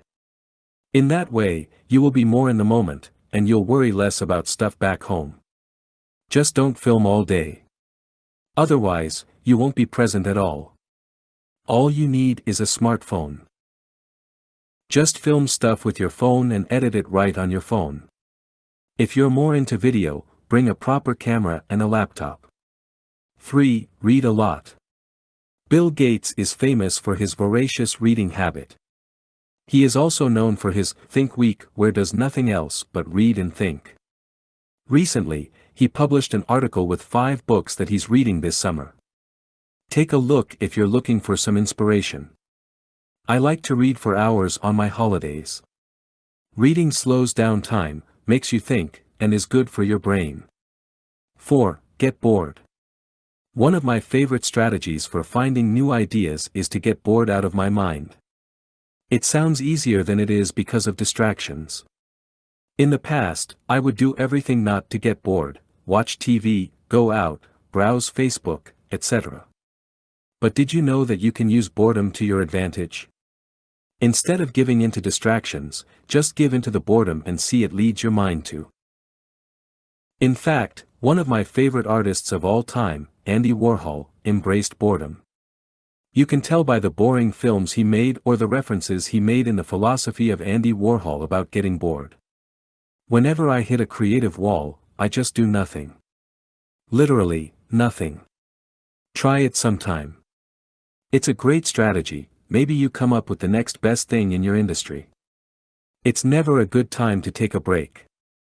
I just need to finish this project. My boss will never accept it. People will think I'm lazy. I don't have time. Money never sleeps. Yeah, I've been there too. But what would you rather, continue to work without resting and burn out? Or take some rest before you're tired? Yup, life is long, so play the long game. On that note, I might not be tired yet, but it's time for me to take a break. So I will see you again when I come back on August 1st with a new article. Until then, take it easy, because I definitely will. P.S. For years I couldn't afford to go on a holiday. If you're in the same position, have a staycation. The above tips still apply. Eliminate mindless browsing. We all have days we feel unproductive or that we did not do anything. When you feel you are not productive, the chances are that it is because interruptions and multitasking drain your energy. When you juggle multiple things simultaneously, like sending an email, text a friend and checking your Facebook while you are in a meeting, you engage in context switching. In a research done by Gloria Mark of the University of California, Irvine, it showed that it takes an average of 25 minutes to return to the original task after an interruption. Since we are interrupted more than once, this adds up quickly, and before you know it, you feel like you have done nothing that day. Clifford Nass, a sociologist from Stanford University, has researched the impact of multitasking and found that people who engage in multitasking are suckers for irrelevancy. We engage in multitasking because we are distracted by notifications, which are addictive. We cannot control ourselves, we must look at the notification to see who or what wants our attention. Every time a notification pops up on our screen, we get a rush that releases dopamine. Dopamine is one of the body's happy chemicals. It controls the pleasure systems of the brain and makes you feel joy. This joyous feeling is addictive and makes us seek out behaviors that stimulate dopamine. You can think about food, sex, drugs, and the notifications you receive on your screen. While dopamine may cause a rush, it also exhausts us. That is why you still feel tired at the end of the day while you have not been productive. This is a harmful process, and we need to stop this pattern. The fix: eliminate browsing. Being productive can be as simple as taking control over your day. What harms your productivity the most is browsing. It absolutely kills it. We've all experienced a distortion in time when we are browsing. What? I just did nothing for 2 hours. Yes, we even do this at work. Take control of your attention and time. The point is, do something that's worth your time. Be conscious about your time. And spend so it improves the quality of your life. 20 things that will make you more productive than ever. The last 3 years have been huge for me. I've got more things done than ever, moved countries, bought an apartment in a small office building, spent loads of time with my family and friends, kept a healthy lifestyle, and exercised at least 4 times a week. Many variables determine your overall productivity. Tools, apps, or hacks don't work if you lack the right mindset, because productivity is a way of living. It's about achieving maximum output, getting shit done, and not wasting time. I think that output and happiness go hand in hand. To me, doing nothing equals misery. I want to share 20 things I've done in the past 3 years that have made me more productive than ever, in no particular order. 1. Always cut to the chase. With everything in life, there's a bunch of crap, and there's stuff that matters. Chit-chat, small talk, delaying, waiting around, not speaking up, is all useless. If you want to get shit done, you have to jump straight into the action. 2. Record all your thoughts and ideas. Similar to computers, we have a random access memory, RAM. Your human RAM stores relevant short-term information. But your RAM capacity is limited. When it's full, older information that you have stored will be deleted to make room for new information. You want to write down your thoughts to unload your RAM, which gives you more brainpower. Even if you never take a look at that note again, it's still worth it. 3. Say no. When it comes to work, I say no to everything that doesn't support my goals and values. We live in an abundant world, there are always enough opportunities. In my personal life, I say no to everything that doesn't thrill me. When I think about something, I always say no. That eliminates wasting time on shit that I'm not excited about. 4. Take a 5-minute break every 30 to 45 minutes. You can stretch your back, walk around, drink some water. But more importantly, you take your nose out of your work. When you come back to your desk, you might have new ideas. Or, you might think, what am I doing? And stop it before you waste all your time. 5. Eliminate everything that distracts you. Willpower is overrated. If something distracts you, eliminate it. One of my friends has a news addiction. I suggested to get rid of his TV, delete his news apps, and block the news sites on his laptop. 2 weeks later he told me that he's finally starting a business. Don't think you're immune to your distractions. Remove them. 6. Keep away clutter. A cluttered life means a cluttered brain. And with a cluttered brain, you can't get stuff done. I prefer a simple work and living environment. A desk, a laptop, and a notebook. Keep it simple. You don't need any fluff. 7. Focus on one thing some days. If you have recurring tasks, try to do as much of the same thing on one day. I write 2 to 3 blog posts on one day, the other days of the week I use for my other projects and businesses. On my writing days, I turn off my phone and just write. Nothing else gets in the way. 8. Stop consuming so much information. You don't need to read 5,000 articles on productivity. If you find useful information, try it. Don't search for more. More is not always better. You can only process so much of it. Stop consuming, start creating. 9. Create routines. Decisions fatigue your brain. And routines eliminate decisions. Which ultimately means more brainpower. Routines are not OCD, they are efficient. Use them. 10. Don't multitask. When you juggle multiple things simultaneously, like sending an email, texting a friend and checking your Facebook while you are in a meeting, you engage in context switching. In a research done by Gloria Mark of the University of California, Irvine, it showed that it takes an average of 25 minutes to return to the original task after an interruption. That's a waste of useful time. 11. Check email twice a day. Every time you check your email, you get a rush of dopamine. I get it, checking email feels nice, and most of us are addicted. While dopamine may cause a rush, it also exhausts you. That is why you still feel tired at the end of the day while you have not been productive. To minimize that, turn off notifications, and check your email only twice a day on set times. 12. No smartphone during the first hour of your day. A smartphone's primary function is to interrupt you. But don't let other people or apps interrupt you during the first hour of your day. Take that first hour to think about the day ahead of you, read a book, enjoy your breakfast, coffee, or tea. 13. Plan the next day. Every night before I go to bed, I take 5 minutes to set my priorities, usually 3 to 4, for the next day. That makes me more focused when I wake up. I find that I waste time if I don't do this practice. It's cool to go with the flow. The only problem is, I don't want to be a dog that mindlessly chases cars. 14. Keep thinking to a minimum. When people say, "I'm thinking," they mean worrying by thinking. Don't think too much. Just do, and see what happens. If you like what you're seeing, continue.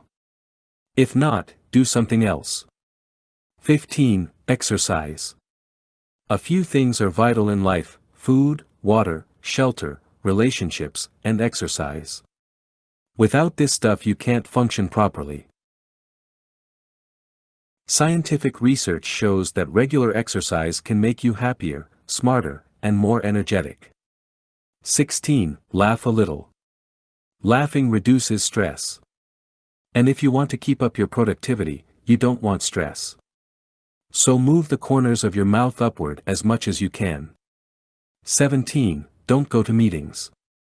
This is a tough one for people who work for corporations. Some companies have a meeting culture. People organize meetings just to look important or procrastinate real work. For goodness sake, please stop. 18. Is that really necessary? Ask yourself that question as often as you can. You will find that your answer is often, nope. So why do unnecessary things? 19. If you're having a shitty day, press reset. You might screw, maybe someone gets angry with you, shit happens. Don't get down about it. Take some time alone, meditate, listen to music, or go for a walk. Try to get back on track, don't let your day go to waste. 20. Do the work. Yes, talking about work is easier than doing it. Everyone can do it. But you're not everyone, right? You're a productivity beast. So act like one. Without these 20 things, I wouldn't be productive at all. You may have noticed that I don't get into details, like which tools and apps I use. I don't think that stuff matters. It's about creating a productivity mindset and environment that lets you thrive. I only care about getting things done in a fun and not stressful way. That makes doing work way more fun and rewarding. Here's why time off work actually improves your work and life. What do you do when you feel tired or overwhelmed? Do you power through? Or do you take some time off? In the past, I thought that you should always power through, no matter what. Now, I still think that way when it comes to life in general. You can't quit taking care of yourself and your family. A sense of responsibility is one of the most powerful motivators in life. But I'm not talking about a lack of motivation here. I'm talking about taking time off work. But there's still a massive taboo on taking time off. Some people think it's for losers. Others think it's about escaping your work. After all, if you love your work and life, why do you even need a break? Good point, smart ass. Here's why time off actually improves your work and life. Leonard Mlodinow, a physicist, who also co-authored 2 books with Stephen Hawking, recently shared scientific research in his book Elastic about taking time off. He demonstrates that taking time off work improves our well-being. Though some may consider doing nothing unproductive, a lack of downtime is bad for our well-being, because idle time allows our default network to make sense of what we've recently experienced or learned. People who never take time off to do nothing are short-term focused. I want to reach my goals now. But as always, short-term thinking harms your long-term development and growth. What happens when you power through work and burn yourself out? In most instances, your results suffer, and you become less productive. In some cases, you even become depressed, which will set you back even longer. Prevent rather than cure. It's one of the biggest cliches in the book. But how often do we really prevent things? Instead, we put our head down and deal with it later. Bad strategy. Instead, it's much better to prevent burnout or a decrease in your overall work performance. Dale Carnegie, a self-help pioneer, and author of How to Stop Worrying and Start Living, said it best: so, to prevent fatigue and worry, the first rule is, rest often. Rest before you get tired. So take time off work strategically throughout the year. That's what I just did too, and I experienced 5 benefits as a consequence. 1. You can check whether you did the right things at work. I know 2 modes. 1. Execution. 2. Thinking. When you are in execution mode, you can work for hours, days, or months in a row. In fact, I know people who've been in execution mode for years. They never took time off to reflect or think about their work. Result? A midlife crisis. Or, young folks who experience a quarter-life crisis. That's what you get when you put your head down and execute without thinking. You might get results. But are those results what you want? When you take time off work, you have more inner conversations. But when you execute, you don't. That's one of the most important benefits of doing nothing. Sure, you might fall behind on work. But who cares? Would you rather go through your career with tunnel vision? I need at least 10 days off to reflect seriously. For the first 5 days, I'm still somewhere between execution and thinking mode. It's hard to switch to thinking and doing nothing if you're used to doing work. But I always learn new things about myself after a more extended break. I tend to read a lot. Over the past 2 weeks, I've read 5 books. But I didn't write at all. Also, I journaled very little. Just some reading, watching movies, documentaries, hanging out with friends, talking, daydreaming. That kind of stuff. Neither does it cost much. But the return is enormous. Now, I feel better, have more energy, and I'm excited to get back to work. That's also the next lesson I learned. 2. You get to process your ideas. Your brain does a lot of things you're not aware of. One thing that happens unconsciously is the processing of ideas by our brain. We've all had ideas that never materialized, right? How many people have you met who claim to have had the idea for Facebook, Instagram, or any other type of new thing? I once met a guy who claimed to have come up with the idea of making e-bikes. Did he do something with it? No. He now buys garbage on Alibaba and sells it to businesses, door to door. We all have ideas. Not only business ideas. I want to redecorate the house. I want to drive from NYC to LA. I want to write a book. All those ideas are great. But what are you going to do with them? I'm not even talking about execution. All ideas require processing. Are the ideas any good? Do I really want to do those things? Again, that's a thinking process. When you go from idea to execution, without processing, you often waste your time in hindsight. Of course, you can never entirely prevent that. But by taking the time to process your ideas, you can prevent your future self a lot of pain, worry, and even money. 3. You can consume more art. What is art? Anything that makes you think. A good song, movie, painting, book, poem, article, picture, sculpture, you name it. Anything can be art. There's no authority that declares what art is and what is not. I get a lot of my inspiration from art. I can't imagine what life would be without it. Well, there is art on that too. Just read Fahrenheit 451 or watched the movie Equilibrium. The best thing about art is that it improves your mood. And when you're in a good mood, you're happier. Just don't consume useless junk. Start with the classics. Listen to Bob Dylan, Marvin Gaye, Whitney Houston. Watch movies by Alfred Hitchcock, Francis Ford Coppola. Read Ernest Hemingway, Harper Lee, Ralph Ellison. Go to the British Museum. Study Andy Warhol. Like millions of other people, you'll be inspired by their work. And that will enrich your life. 4. You can focus on other important things that are not work-related. Can you tell me more about yourself? What do you think of when I ask you that question? Most of us start by saying something like, I'm an accountant at Company X. Modern-day life almost forces you to identify yourself with work. But you are not your job.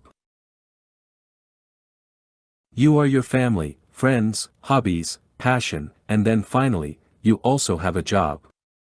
And yes, work is important. But so are the other things. So never neglect the other important things in your life. Cultivate the relationships you have with your family and close friends. Do things together. Go on a family holiday.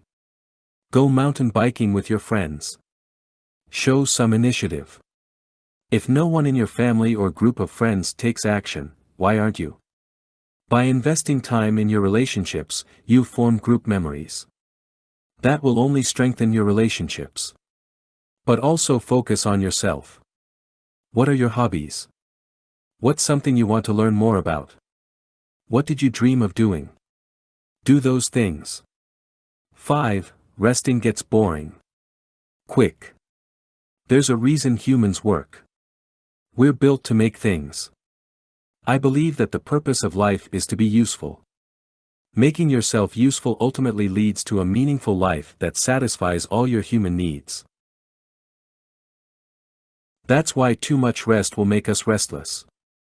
My mother always told me that too much of a good thing becomes a bad thing.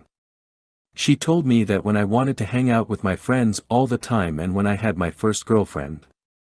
It's true. Too much rest, like work, is not good. Our bodies and minds are made to use. Hence, the final lesson I learned from doing nothing is this: after rest comes work. And what comes after work? If you answered, more work, you didn't get the point. You probably need some rest. Time blocking, improve your focus and get more meaningful work done. Do you have a list of priorities or goals that you want to achieve this year? And do you struggle with allocating time to them? I'm no different. Life can be messy. Most of us juggle a lot of different things at the same time. Even though the simple solution is to stop juggling, it's not always realistic. Or even needed. What if you could do more things without losing your time? It's possible. But you must work in an organized way. Enter time blocking, a simple productivity exercise that many people use. It's not fancy or revolutionary. The only thing you need is a calendar, which is something everyone with a smartphone and computer has. Time blocking is simply using your calendar to block time for your most important priorities. During that time, you only work on that one thing. And you let your calendar lead the way. That way, you don't have to think, what should I do next? But time blocking is more than just a productivity tool. It's about self-awareness. The road to high productivity starts with awareness. For instance, one of my priorities this year is to write a book on pragmatic thinking. However, there's a problem: I haven't been writing. How did I come to this conclusion? I simply looked at my list of priorities for 2017, and I looked at my calendar. I hadn't scheduled any time for writing in a while. Now, you might think, do you really have to look at your calendar to realize that? Yes, I do. I'm not some kind of supercomputer that remembers everything. I'm a regular human being. I think of something to do, start working on it, life gets in the way, and then I forget about it. It happens to all of us. We need self-awareness and tools that keep us in check. And that's why I like time blocking. Some people love time blocking. Some people hate it. Computer science professor and author of Deep Work, Cal Newport, also uses time blocking. He says, "I take time blocking seriously, dedicating 10 to 20 minutes every evening to building my schedule for the next day. During this planning process I consult my task lists and calendars, as well as my weekly and quarterly planning notes. My goal is to make sure progress is being made on the right things at the right pace for the relevant deadlines." The last sentence is exactly why I schedule everything I want to do. Working is not the same thing as making progress. And time blocking helps me to improve my focus so I can get meaningful things done. Things that have an actual impact on my life. I know there are a lot of successful people who work with empty calendars. I've read the articles. They simply work 2, 3, or 4 hours per day. And to be honest, that sounds very attractive to me too. However, one must look at her own life situation. What are you trying to achieve? And more importantly, what resources do you have?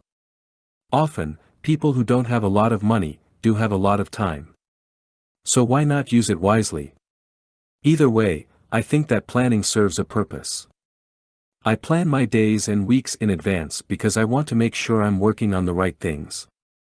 Too often, I get lost in completing daily tasks. Think about it this way. I'm pretty organized already. And I only work on one big thing per area of my life.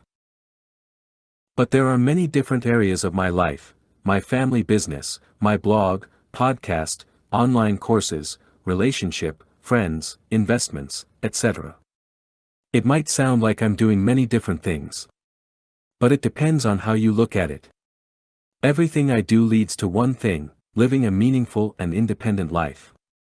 But let's not get philosophical here. If you're lacking focus, not making progress, and want to work in a more organized way, give time blocking a try.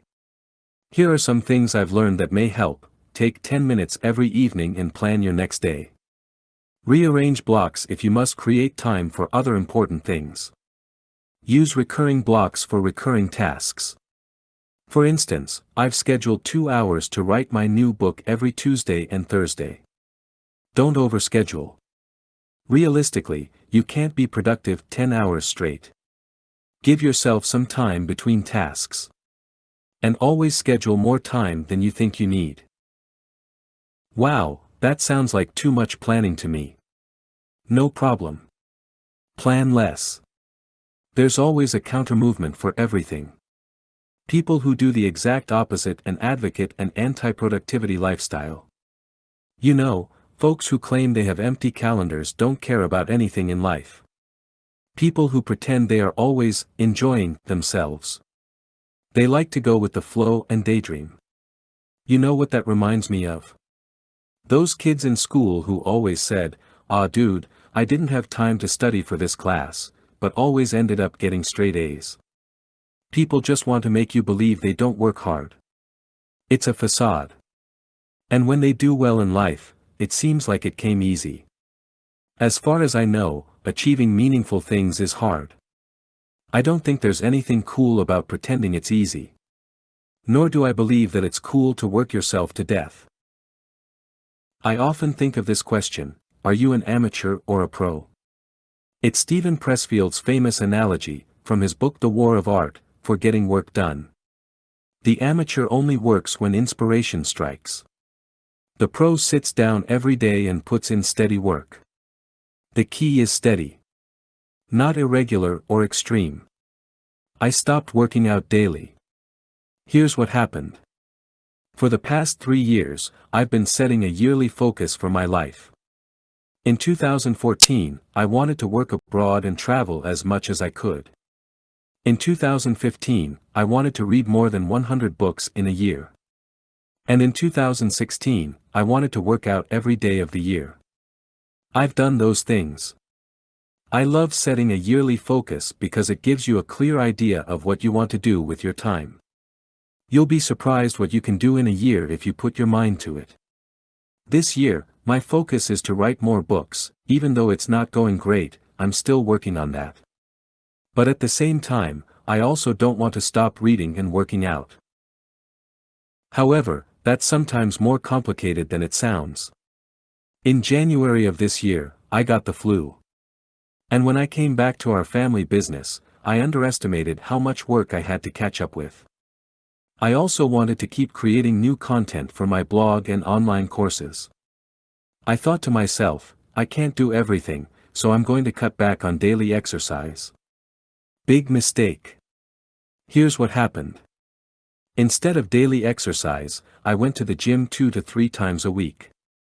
And I ran once a week. This was by the end of January. For the first few weeks, nothing was wrong, and I felt good. I was also productive. But by the end of February, that changed. I started feeling tired by the end of the day. Something that never happens to me. I also started writing less. I had a big buffer of articles, so I did post 2 articles a week. By March, I was at a productivity low. Fortunately, I always stick to my productivity system. I managed to get the minimum amount of work that's necessary done. But I stopped creating. I started watching Netflix in the evening. I even watched an episode of a TV show called 12 Monkeys. It was complete shit. I much more prefer to read a book before bedtime. So I got frustrated that I wasted my time. And when I'm frustrated, I start journaling and reflecting more. I looked at my habits. And I noticed I felt tired and got less work done. Why? The answer was, exercise. Actually, a lack of it. By April, I shifted my focus again, get back in shape. So that's what I'm doing now. And if you want to get in shape too, it's important to understand what you're aiming for. For instance, I'm 6'3" and 181 pounds. But that doesn't mean anything. Most common measures like the BMI are pretty useless because they don't say anything about your strength. To be honest, I don't care about measures or even my exact fat percentage. Instead, I look at my fitness and how it impacts my daily life. When I'm in good shape, I can run 10K without stopping for rest. Deadlift, squat, and bench press my body weight at least 8 times. And do at least 12 pull-ups. What's that based on? My body and experience. In fitness, there's no general rule. You must find your own goal. To me, a person should be able to at least lift or push the same amount as their body weight. That helps you to function properly in daily life. When you're in good shape, you'll have more energy and focus. Want to find your fitness goal? Read books about fitness and health, watch YouTube videos, talk to experts, and then create a program that's for you, not a 21-year-old bodybuilder. Also, you don't have to lift weights. Find something you enjoy and challenges you physically at the same time.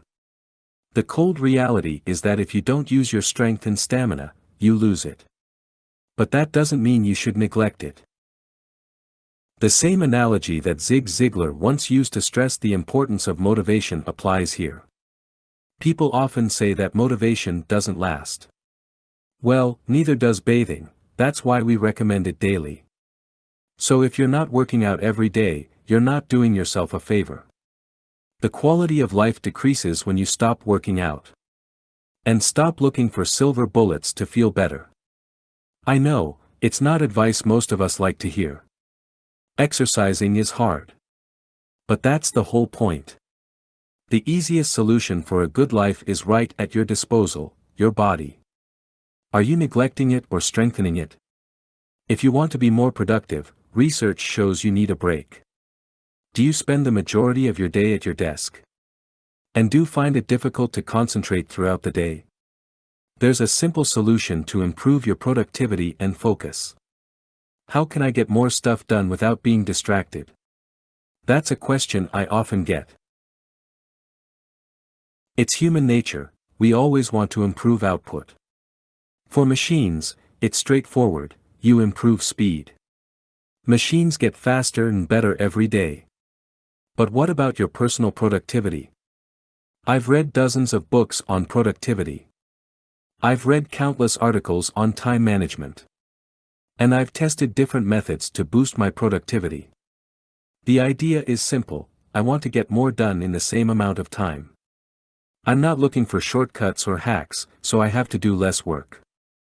I don't mind working. What I don't like is the feeling of wasting time on stuff that is meaningless. Sometimes I start by watching one YouTube video, and boom, 2 hours have gone by. And then I get frustrated with YouTube. But that doesn't make sense. It's like getting angry with alcohol after you've spent a night boozing. It's not the alcohol, it's you.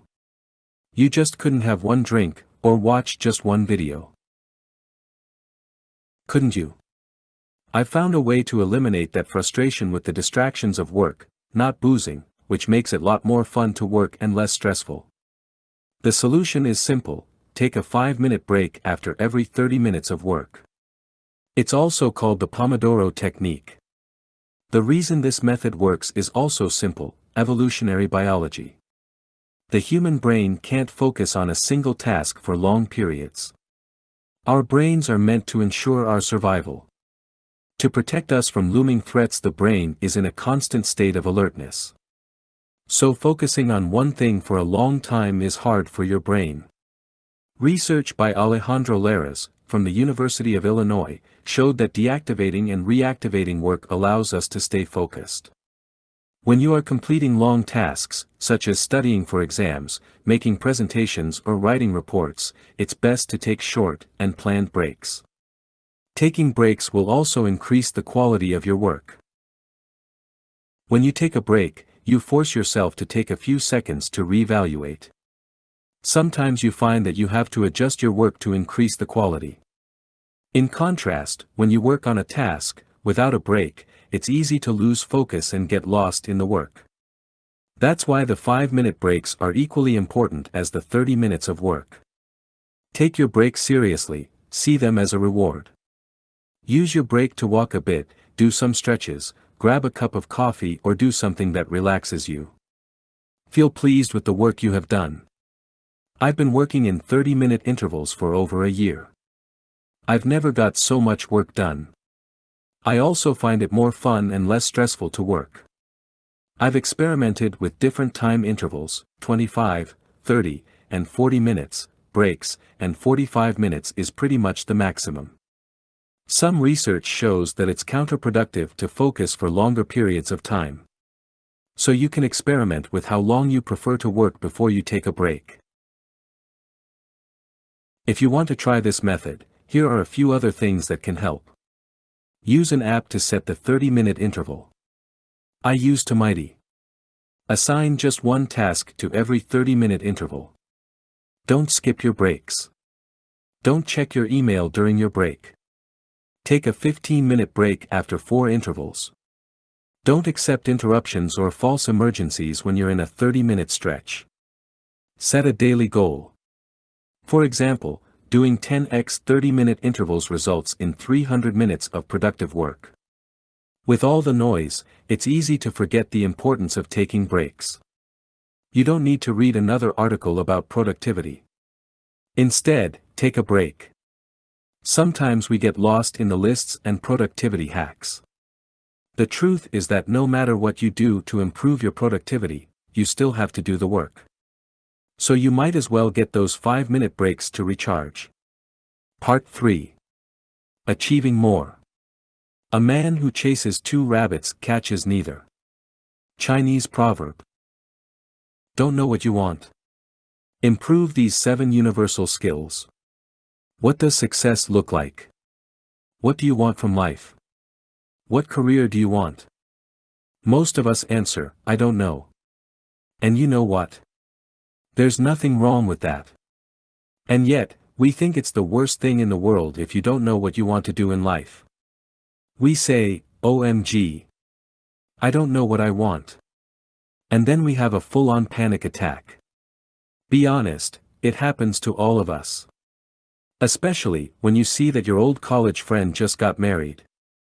Or that your coworker, who started at the same time as you, just got promoted. It's at those moments of weakness when we shine a spotlight on our own uncertainty about life. One of the biggest thinking errors that I've made was that I thought I needed to know what I exactly wanted to do with my life.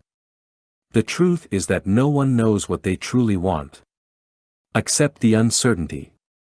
You could get killed by a cow tomorrow, really happened. You could lose half of your money on the stock market. Your property could go up in flames. I don't have to tell you all those things. But we must realize that we don't have the answers to most things in life. Will you stay healthy? Will the stock market crash? Will your business continue to prosper? No one knows. That's the beauty of life. Eleanor Roosevelt said it best, if life were predictable it would cease to be life, and be without flavor. Some people ask me, why do you read so many books? There's no way you can apply everything you learn. They are right. I cannot. Why do I still read about all kinds of different topics? There might come a time in my life where I will need one particular piece of knowledge.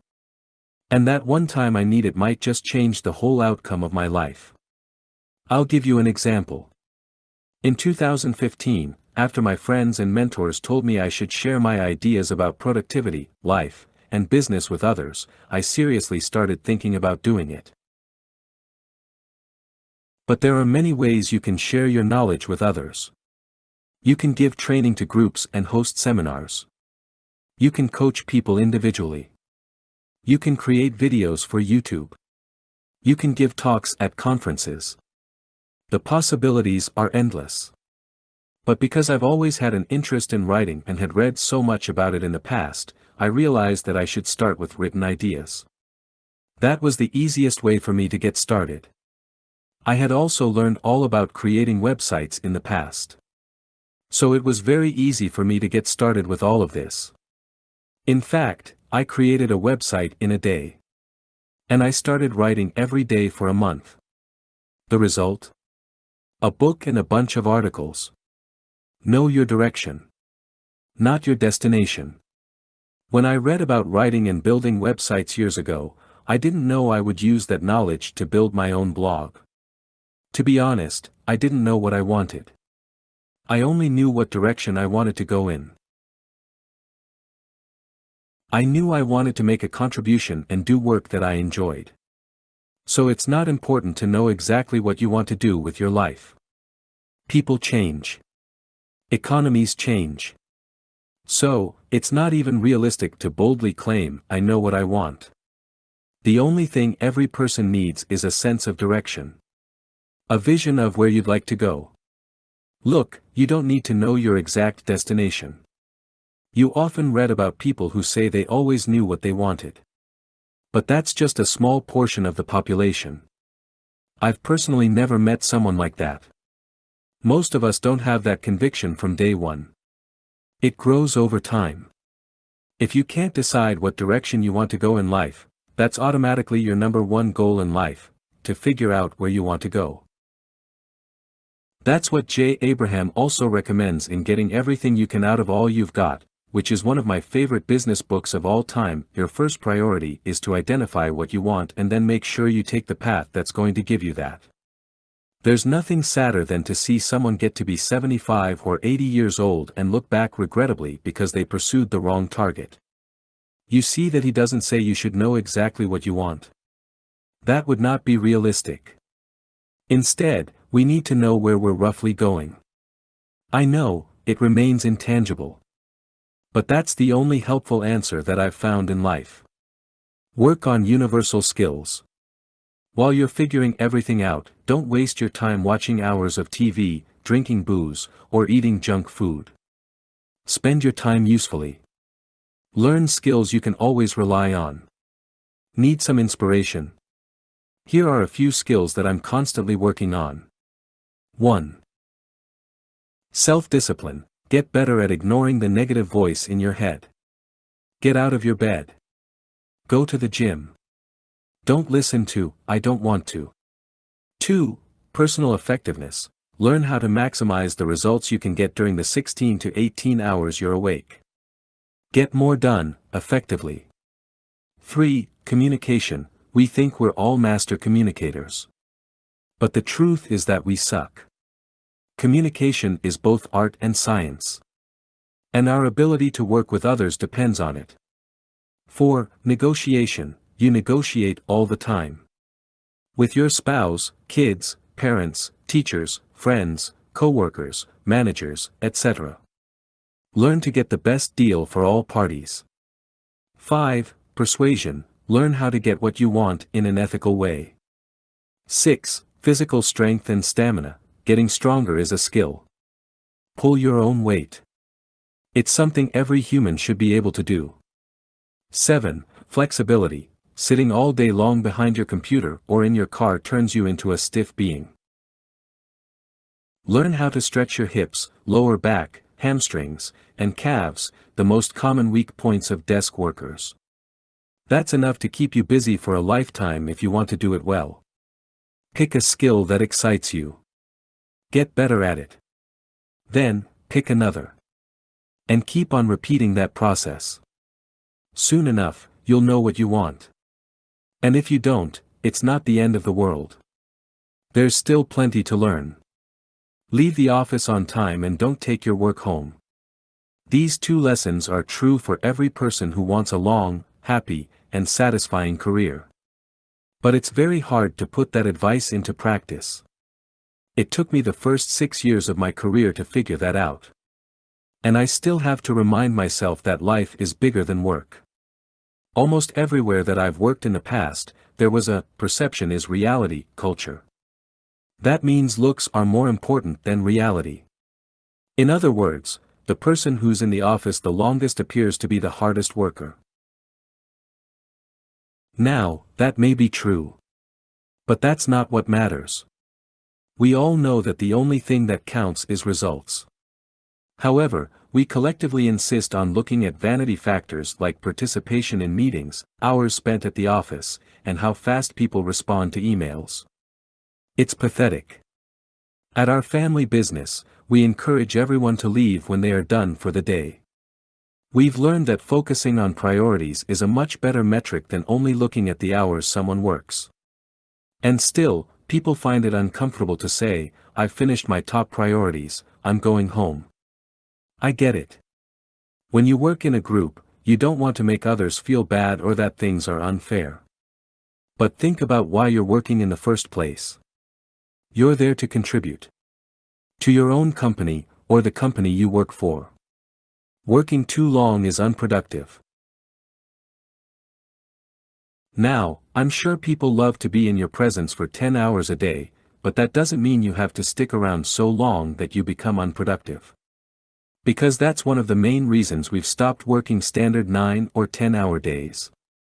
It's useless. There's a large body of research that proves working long hours is counterproductive. Working too much and the stress that goes along with it can lead to depression, sleep problems, impaired memory, and even heart disease. You get the idea. That's why my first rule of work is this: leave on time. The other day I was talking to my mentor about how great it is to love your job. He said, "I've never had a job in my life that I didn't love. It's one of the most gratifying things in life. But like my mother always says, too much of a good thing becomes bad." I believe that's the same with work. Now, I'm not talking about intensity. Don't get me wrong, I work my ass off. Always have done. But just don't go on for too long. The art of working hard is knowing when to quit. But like my mentor told me, that's very hard. My biggest problem was that I worked too much. I left the house at 7 a.m. and came back at 11 p.m. That's too much. You must protect yourself against too much work. And it's straightforward. Just leave the office on time. Whether you love your job or not, it doesn't matter. When it's time to go home, go. No one needs you to be at the office 24/7. Only your ego does. Honestly, the office will be here tomorrow. Your coworkers will still be alive. Your company will not go bust. Work is about achieving results. If you can't do that in 6 to 8 hours a day, you're not effective. So instead of working overtime, read a book on personal effectiveness or get productivity training. Leave your work at work. But don't just go home and bring your work with you. That defeats the whole purpose. No one thinks it's cool when you're closing deals on the phone at dinner. You're also not doing yourself a service by continually thinking about work when you're at home. Relax a bit. Play some Call of Duty. Cook dinner for your spouse. Take the kids for a walk. Whatever. Look, living a happy life is very simple. It's all within our control. We can decide what makes us happy. I have printed this Marcus Aurelius quote on my journal to remind me of that. Very little is needed to make a happy life, it is all within yourself, in your way of thinking. We all know that money, success, fame, or recognition, by themselves, don't make us happy. And yet, we work too much to obtain those things that don't even make us happy in the first place. So why do we keep working too much that it hurts us? It could be our ego. Maybe we just can't help ourselves. It's different for every person. Personally, I don't care about the reason. All I know is that too much work has a negative impact on the quality of your life and work. What matters is that we protect ourselves from our own stupidity. We're just like kids. We need rules to live happily and safely. That's why the first rule of work is that we leave the office on time. The second rule is that we don't take our work home.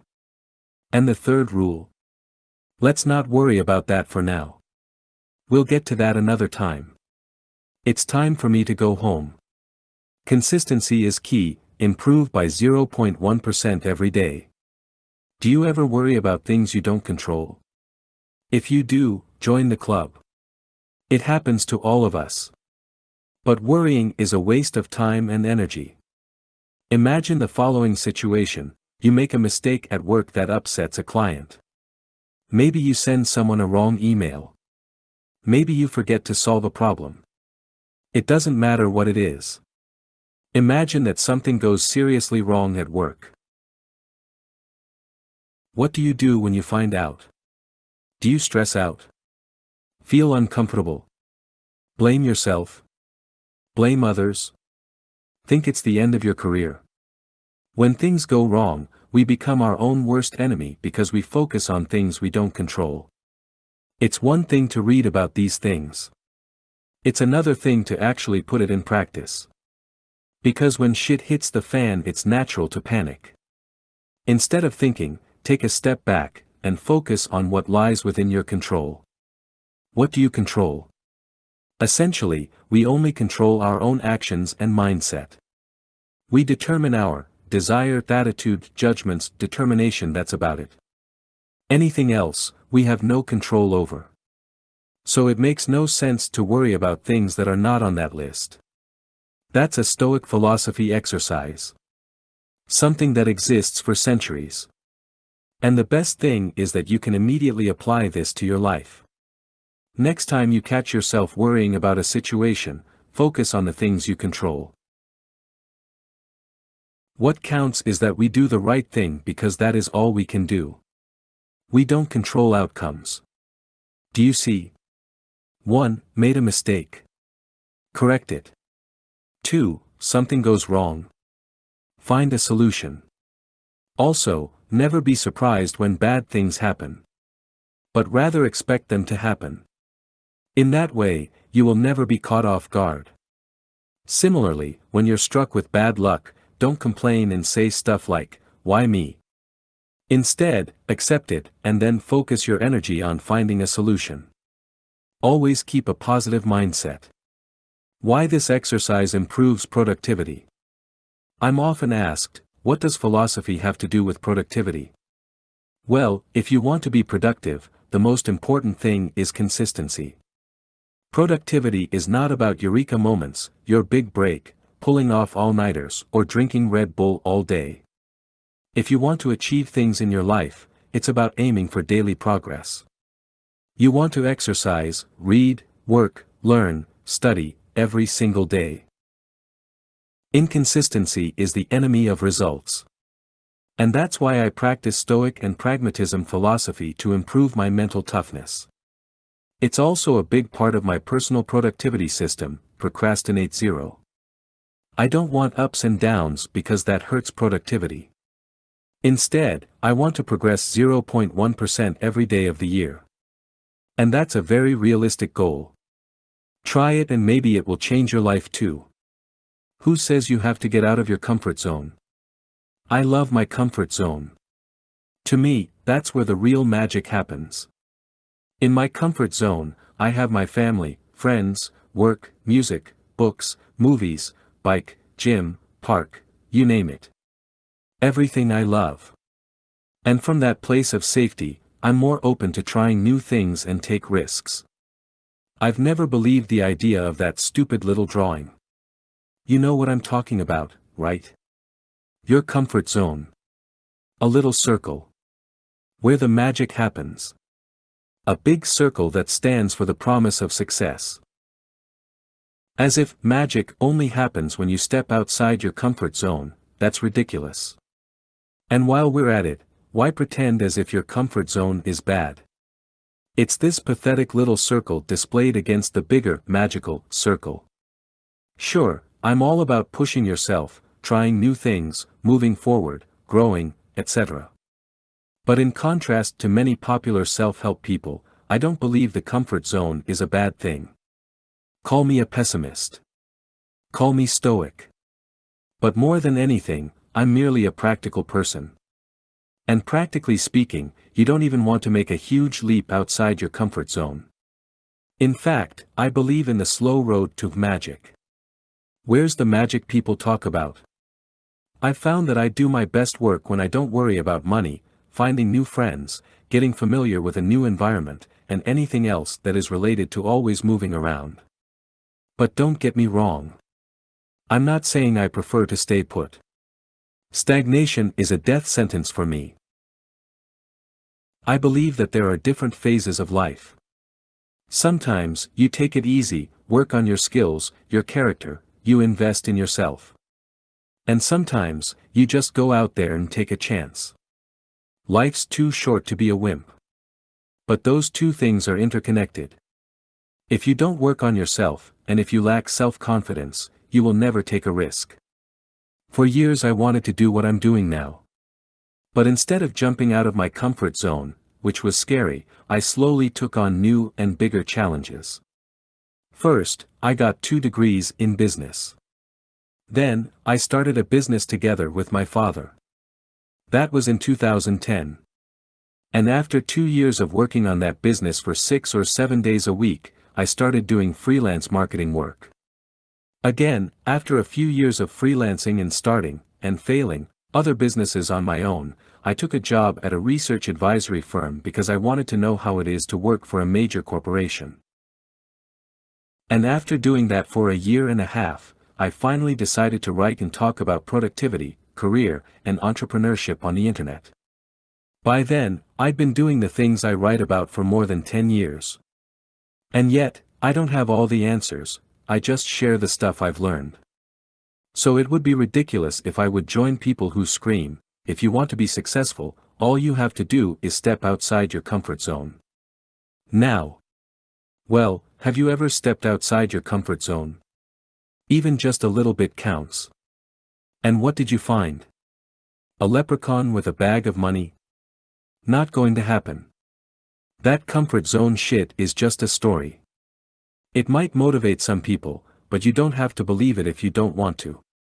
It's just like when people claim you have to wake up early if you want to be successful. Says who? I believe this: if you step outside your comfort zone, there's only more work waiting for you. It's not fancy at all.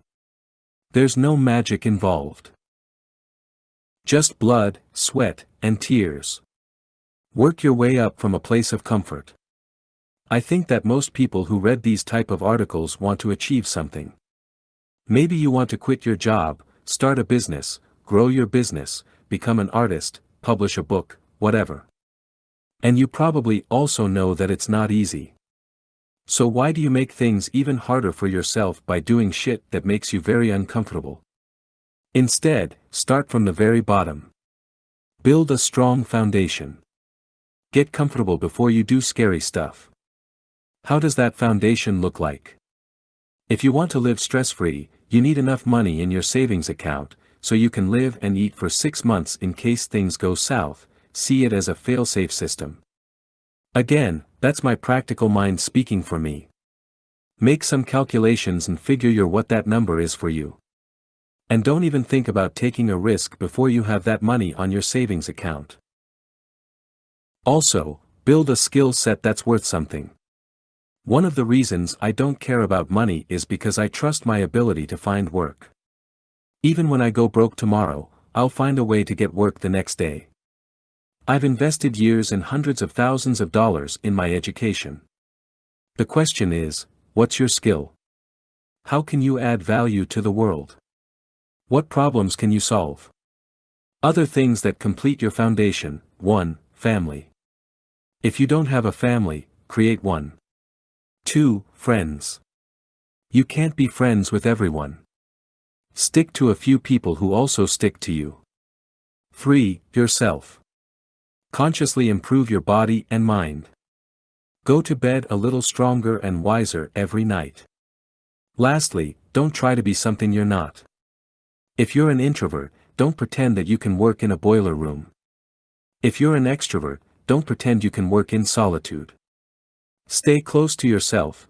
There's no point in pushing yourself so badly that your life becomes miserable. In the end, we all need comfort. It's one of our basic needs as human beings. But we also need growth. So whatever you do, don't stay in your comfort zone for too long. Try to keep moving forward every day, even if it's just a tiny step. No magic. Just effort. If you can believe it, you can achieve it. I know what you're thinking.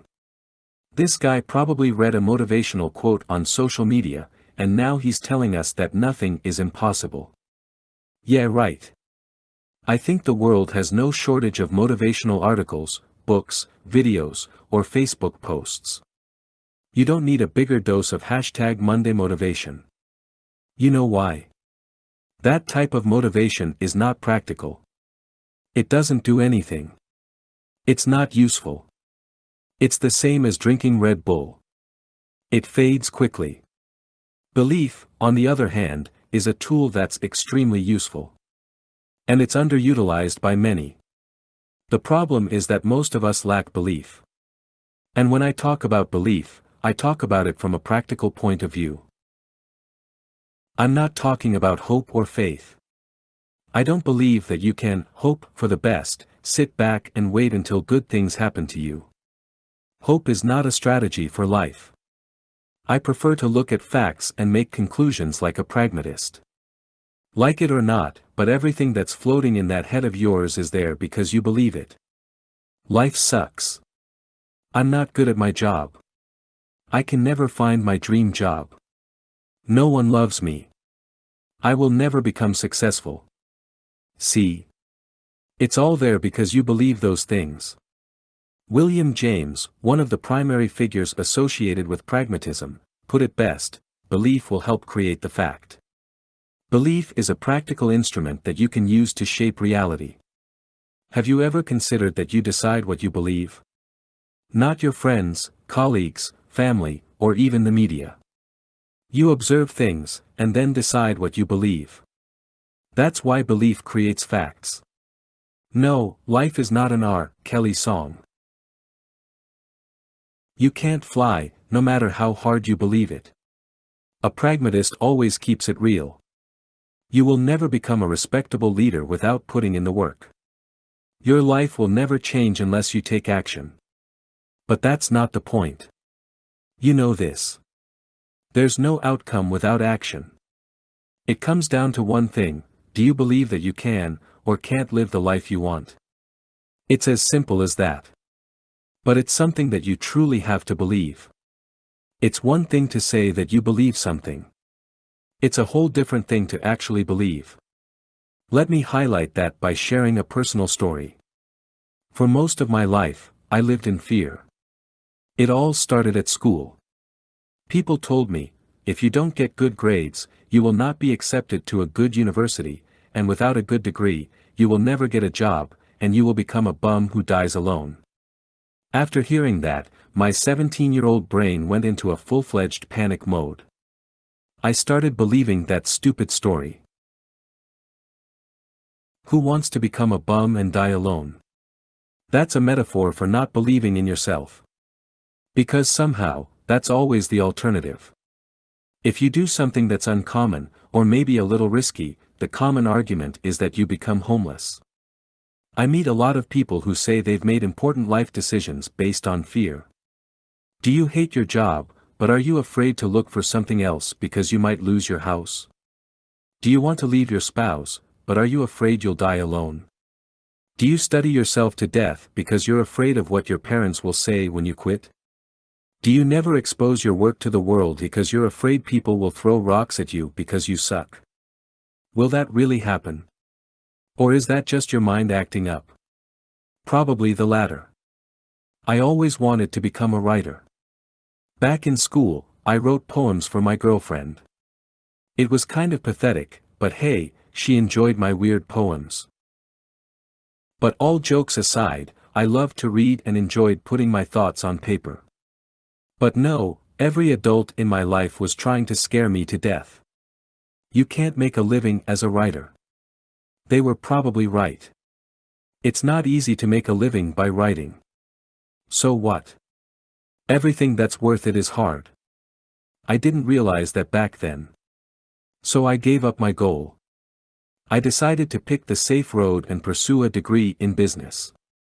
I don't regret that decision because I've learned many useful things. But the whole experience turned me into a fearful creature. Because after that whole scarefest in school, I eventually stopped believing in myself. I stopped writing and reading. And that's a pure waste of time that I could have used for practicing my skills. You can achieve anything, as long as you believe in it. What's something you once believed in but stopped believing because of fear? I think we've all been there. If you're not careful, you'll always stay there. For me, it wasn't until 2 or 3 years ago that I figured out belief is an instrument that can help you to achieve your goals. Somehow I started reading about pragmatism, which is a way of thinking. And it completely changed my own way of thinking. I realized that not believing in yourself is useless. So I decided to believe that I could live the life I wanted. Granted, I'm not fully paying the bills by writing yet. I run a business and do consulting. But I do make some money with my blog. And that's pretty good to know for the 17-year-old version of me. Believing in yourself is very simple. You can do it too. Just understand that belief is an instrument. That idea is not new or anything. It's been around for hundreds of years. People just have different names for it. I don't care how you call it. But guess what happened since I've been using belief as an instrument? Most things I believed are facts now. And the other stuff I believe will one day become a fact. How am I so certain? Because my mind can conceive it.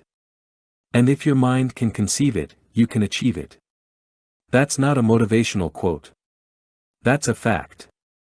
Do you believe it? Don't compete. Create. If you think that you have to compete for better jobs or more market share, you're as wrong as I was. The idea of competition is engraved in our minds. We believe that we have to compete for the same jobs with others. If someone has a job, that means you can't have the same job. And if a company has a certain market share, that means you have to compete with that company to win a piece of their share. At least, that's what conventional advice says. It's also what I learned in business school. My entire education was based on competing with other businesses. And almost every business book that I've read also assumes that business is competition. They couldn't be more wrong. When you assume that you have to compete with other businesses or people for money, jobs, or attention, you're engaged in limited thinking. Instead, we must adopt an abundance mindset. Wallace D. Wattles, one of the first famed personal development authors, said it best: you get rid of the thought of competition. You are to create, not to compete for what is already created. You do not have to take anything away from anyone. The biggest mistake that conventional business thinkers make is that they believe supply is limited. But that's not always the case. But even if it was the case, it's harmful to adopt that mindset. I think that most people, entrepreneurs, and those who are employed, are afraid that someone else beats them to it. Right? We fear that we lose our clients, business, contracts, attention, and that we lose everything we worked so hard for as a result. But that's exactly the problem. Fear begets fear. When you're afraid that you won't be able to grow, what will happen? Exactly, you won't grow. Life is abundant. A quick look at history shows that mankind always kept moving forward. Sure, we've had times of war and economic downfall, but we always recovered and grew. So when you're expecting that the world economy will not grow, you're actually betting against mankind. I don't believe that. Humans always find a way to survive and prosper. That's simply what we do. You must believe that we live in an abundant world. There is enough opportunity and riches for everyone. So, never allow yourself to think that you won't make it. What is that good for? If you can't find the right career, create one. You know, life is not easy. And it's also not easy to find a career that truly satisfies you, both mentally and financially. I know that millions of people face that challenge. But I also know that many of these people limit themselves by thinking that they can't create a career. Similar to how I think entrepreneurs and companies should create market share, I also believe that individual people should create a career. I recently met a chief happiness officer at a non-tech company, which is pretty unusual.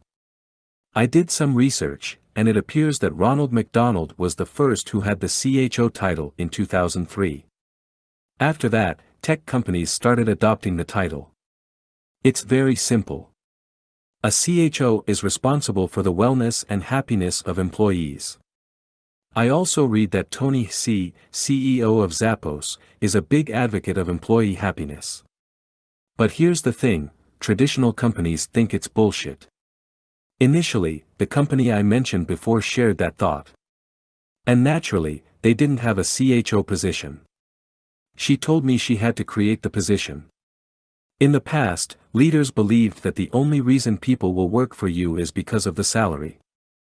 The more money you offer, the better the people you attract. That might be true for some. But more money is not always better.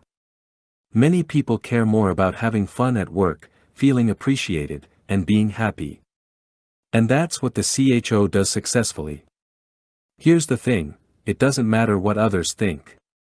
If you believe in something and if you can create value, go for it. There are always people who say things like, "No one needs this, your work is garbage, you're wasting your time." Don't listen to the naysayers. Let them drown in their own limiting beliefs. Instead, do this: create. Create. Create. There's enough opportunity for everyone in the world. The problem is that most people don't use the opportunities. If you want to have a specific career, go out there and create it. The same is true for your business. And don't focus on limited resources, naysayers, or any other reason you should not do it. Adopt an abundance mindset. Before you know it, you'll have so much opportunity that you don't know what to do with it. In the Netherlands, we call that a luxury problem. Believe me, it's the only problem that you want to have. All strength comes from repetition. The biggest mistake you can make is to ignore the basics of your profession. This is true no matter what you do, where you live, or who you are. When you ignore the foundation of what makes you a good person, athlete, friend, entrepreneur, student, etc., you will never be consistent. That's the biggest lessons I've learned from studying athletes. People who play professional sports are under constant pressure to perform. Take Daniel Cormier, the current UFC light heavyweight champion, and former Olympic wrestler. The 38-year-old champion has an impressive career until now. He won multiple gold medals as a wrestler.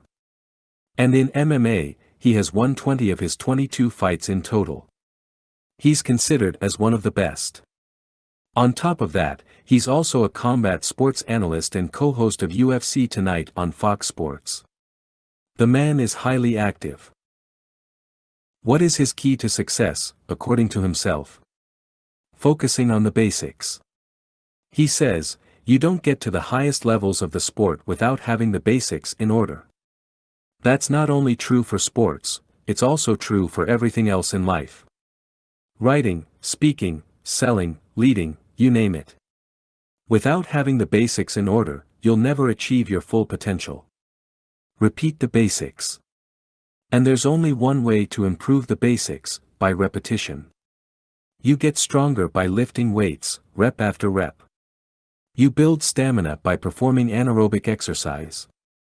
We all know that. But how about your mind? How do you become mentally stronger? And why does it even matter? The answer is simple: everything starts with the mind. Stephen Pressfield, the author of The War of Art, said it best: long term, we must begin to build our internal strengths. It isn't just skills like computer technology. It's the old-fashioned basics of self-reliance, self-motivation, self-reinforcement, self-discipline, self-command. But my challenge was always, how do you do that? I know how to get physically stronger. But I never knew how I could get mentally stronger. And whenever people told me, it's all about life experience, I always thought there was a better way. Let's be honest, who wants to wait until they are 70 to get mentally strong? Some things can be done faster, especially if you keep repeating the basics. Because that's when we screw up most of the time. We think we know everything. Stay a beginner. How often do you think to yourself, I already know that? If you're like most of us, quite often. One thing we have to remind ourselves is that the people who think they know everything are the biggest losers in life. I meet people all the time who think they know everything. And I don't even mention people on the internet. A lot of commenters always want to show how smart they are and that this is so obvious. Well, that's not how the greatest people in the world approach things. Muhammad Ali once said that, it's the repetition of affirmations that leads to belief. And once that belief becomes a deep conviction, things begin to happen. When you repeat the basics, you don't only become great, you will stay great. It's a challenge that all high performers face. I repeat the basics of many things in my life: fitness, philosophy, kindness, business, writing. For example, I reread my favorite books on Stoicism every month to exercise my mind. I regularly grab the elements of style by Strunk and White to repeat the basics of simple and effective writing. If I don't repeat these things, I simply forget about my philosophy for life or how to write good articles. That's how our brain works. Without repetition, we forget things easily. I always look at myself as a beginner. That's one of the first, and most important, lessons I learned from my mentor. He's now in his 70s and still considers himself as a student of life. I have the same approach to business. I always go back to the question of, what is the purpose of a business? I can tell you that if you answer, to make money, you need to repeat the basics. It's very simple: figure out what the basics are in your field. And repeat them. Keep it simple. There's no bigger waste of time than repeating bad, wrong, or negative things. That's the only thing you should be mindful of. Don't take advice from people who haven't successfully done something themselves. Be great. Stay great. Look, you can be very smart, driven, humble, etc., but if you don't stay that way, what's it all worth? How often do you see people become successful only to squander their success? How many one-hit wonders have you seen? Exactly. Only the great ones are here to stay. And if you want to stay here too, you must never underestimate the power of repetition. Never think you've made it or that you're smart enough. Because that mindset is what keeps you great. How I measure my life. You can easily measure a business by looking at the numbers. Turnover, profit, costs, employee churn, etc. But how do you measure your life? There are no universal metrics to assess your life. So it's up to every person to create their own way to measure where they are in life. Some do that by looking at how much they earn compared to their peers. Some look at how far they climb the corporate ladder. Others measure themselves by how they look. I have studied how the most successful thinkers of our time measure their lives. The answer is surprising. You rarely hear that successful people measure their life by the size of their bank account or any other conventional measure. Instead, people who are considered successful in the eye of society often look at these three factors: 1. Energy. 2. Work. 3. Relationships. I've experimented with improving all the three above things. What I've found is that they are all closely related. When I have high energy, I'm in a good mood, and when I'm in a good mood, I do better work. And when I do better work, I feel satisfied with my life, so I can give more to the people in my life. And that improves my relationships. And what's the secret to a good life? Good relationships. Clayton M. Christensen, a Harvard Business School professor, and author of How Will You Measure Your Life, writes, "The single most important factor in our long-term happiness is the relationships we have with our family and close friends. When it comes to relationships, quality matters more than quantity." Though it's easy to pick on people who are influenced by social media, I still think it's worth saying, no one cares about how many followers or online friends you have. Real relationships take a long time to grow. And they are also unconditional. Most relationships are not real. We only love someone until they, for example, change their views or gain a few pounds. Or we only invite friends to our birthdays as long as they go out with you and drink beer. These types of conditional relationships are worthless. Real friendship and love are stronger than that. You support the people you love no matter what. That makes life rich. 1. Measuring energy. Measuring your energy is easy. All you have to do is look at how you feel physically. I recently wrote about that specifically. What matters is that you find ways to increase your energy. You can start by asking yourself one question: what small thing can I do today that has a significant impact on my energy? Here's something that is true for everyone. 1. Exercise every day. I lift weights 4 times a week, do 2 interval runs, and make sure I walk at least 30 minutes at a fast pace on the days I don't work out. 2. Eat well. I don't follow a specific diet. I eat meat, bread, pasta, and a bunch of other things that are supposed to be bad for you. But I feel great. I just don't eat processed stuff, and I eat very little sugar. I like chocolate. I also don't consume more calories than I burn. That's one part of the equation. When I do those 2 things every day, I feel great. And my energy is also high. As soon as I stop working out or start eating unhealthy, I feel down. That's how I know this works. You can easily improve your energy by exercising more and eating well. 2. Measuring work. When it comes to work, I don't look at income, status, or other generic measures. Instead, I look at how much I can still learn. In other words, have you reached your full learning potential? Why do I look at learning and not income? Because it matters more. Christensen puts it well in How Will You Measure Your Life? In order to really find happiness, you need to continue looking for opportunities that you believe are meaningful, in which you will be able to learn new things, to succeed, and be given more and more responsibility to shoulder. Career and life success is directly related to how much you learn. And more importantly, how much you keep learning. Education never ends. Also, income is directly related to your learning development. The more you learn, the more you earn. It's true. Of course, there are limits to this statement. And knowledge must always be put into practice. We've all heard about the smart people who've wasted their potential.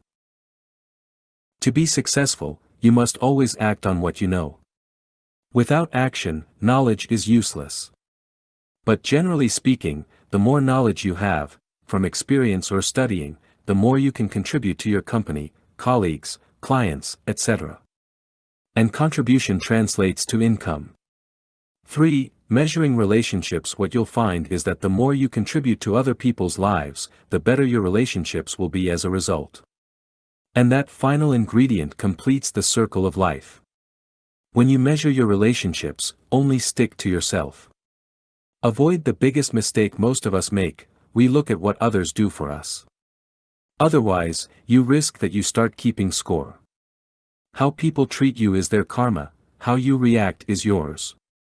As the late Wayne Dyer said, instead of looking at how others treat you, measure how much time and energy you put into your relationships.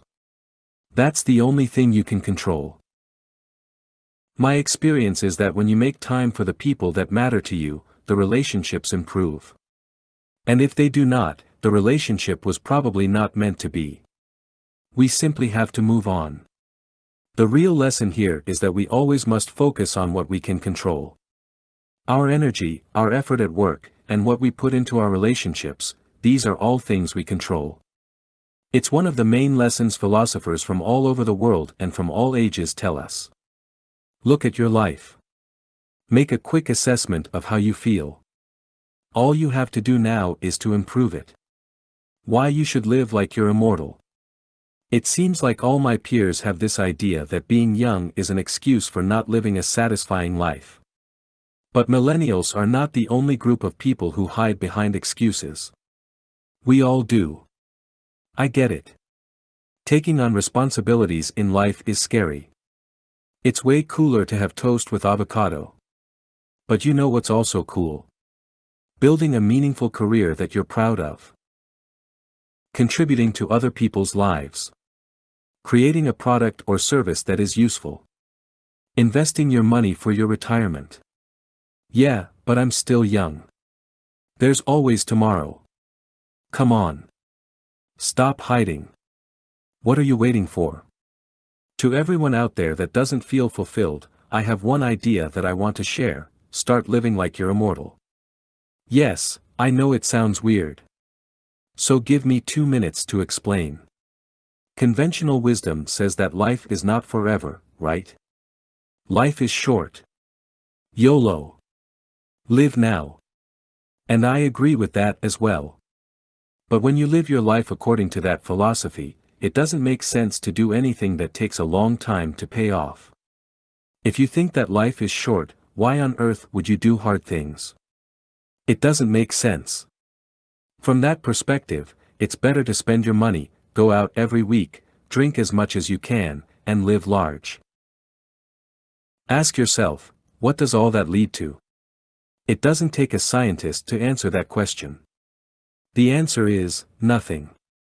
Now, there's also another perspective on living, that you're here forever. Think about it.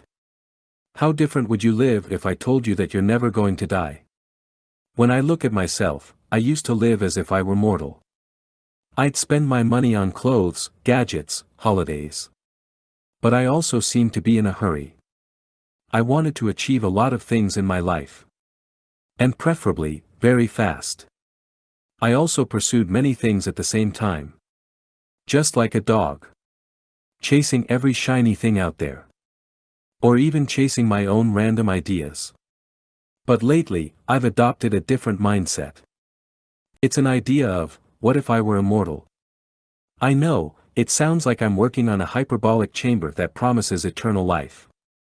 But trust me, I'm not that delusional. I'm talking figuratively. The first time I got this idea was when I read one of Marcus Aurelius' meditations: think of yourself as dead. You have lived your life. Now take what's left and live properly. I'm particularly referring to the last part, living properly. What does that mean? I think everyone has a different perspective. To me, living properly means that I'm satisfied with my life. That I can look myself in the mirror, and genuinely say, I like my life. Was I truly satisfied when I lived my life in the now? No, not really. I didn't have a real career, or a house, or anything that I was proud of. And why was that? I was too focused on the now. I wanted things to happen fast. Before you know it, you'll be dead. Now, that mindset is fine to get started. Nothing works better than kicking someone in the butt by telling them they're going to die. But once you're working on building a life, it's not helpful to think like that. Being present is a great thing, but like many things in life, don't overdo it. That's why I like to live like I'm immortal. Because when you live forever, you have all the time in the world to build something. You can make mistakes and learn from them. There's no pressure to make things happen fast. You treat people with respect because other people will also be around forever. This small tweak in my mindset has helped me to take a different view on life. I'm not afraid to look 10 or 20 years ahead. That helps me to make better decisions today. For example, I'd rather save my money or invest it instead of spending it because I know that future Darius will benefit from that. But how about the present, Darius? Well, I talked about being satisfied, right? Odd enough, I'm more satisfied when I save my money. Or when I eat healthy food or work out every day. When I think about this idea, I find it fascinating how well it works. We all know we're going to die. I recently even wrote an article about it. That's a good and bad thing. Good because it gives us urgency. Bad because we lose sight of the big picture. How do you live? Like a mortal or immortal person? Whatever it is, I hope you're satisfied with your life. Because at the end of the day, that's what matters most. The power of compounding, you can achieve anything, if you stop trying to do everything. Do you have a long list of goals, desires, and wants for your life? Do you want to learn more? Earn more? Improve your skills? Get the most out of your relationships? Live better? All those things are good. Life is about moving forward and making consistent progress. However, there's one important thing about all this working, hustling, striving, and achieving more: you can't do everything at the same time. That's common sense, right? You only have so much time and energy. So if you take on too many things, you end up spread too thin. Instead, it's much more effective to focus your effort on one thing. Success adds up. Real success happens when we focus on one thing at a time. The first time I discovered that idea was in high school. When I was preparing for my final exams, I decided to study only one subject at a time. And I only moved on to the next when I fully grasped the material. I noticed that I could learn something way faster if I immersed myself in it for a few days. Most of my peers studied multiple subjects a day. I never liked that approach because it's too scattered. If I'm working on a project at work, I don't pick up another big project. If I'm working on a new course for my blog, I don't start writing a book at the same time. That strategy helps me to get things done quicker and better. Hence, I achieve much more when I give my attention to one thing.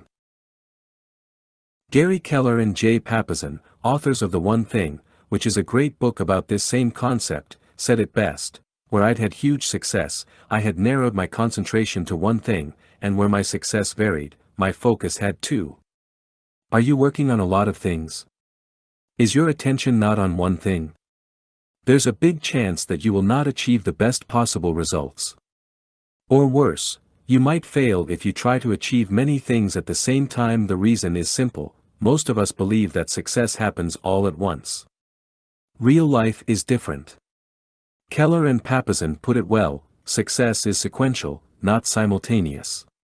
Things add up. You learn one skill. Then another.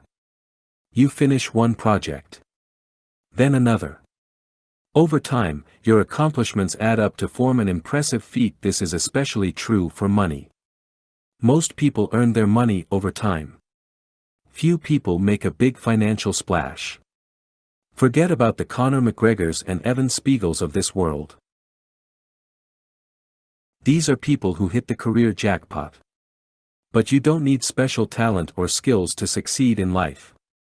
If you take the long road, achieve one goal after the other, and build up your wealth step by step, you are more likely to live a good life. It's simple. And it always works. People who say it doesn't just haven't had the patience to apply it to their own life. One of my mentors owns a few dozen properties, worth millions. He acquired his wealth over time. He's in his 60s now. You see, things take time.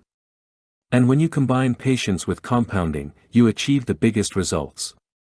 And these are not extraordinary things. I'm not promising you a gold medal at the 2020 Olympics or that you'll become the next Zuckerberg.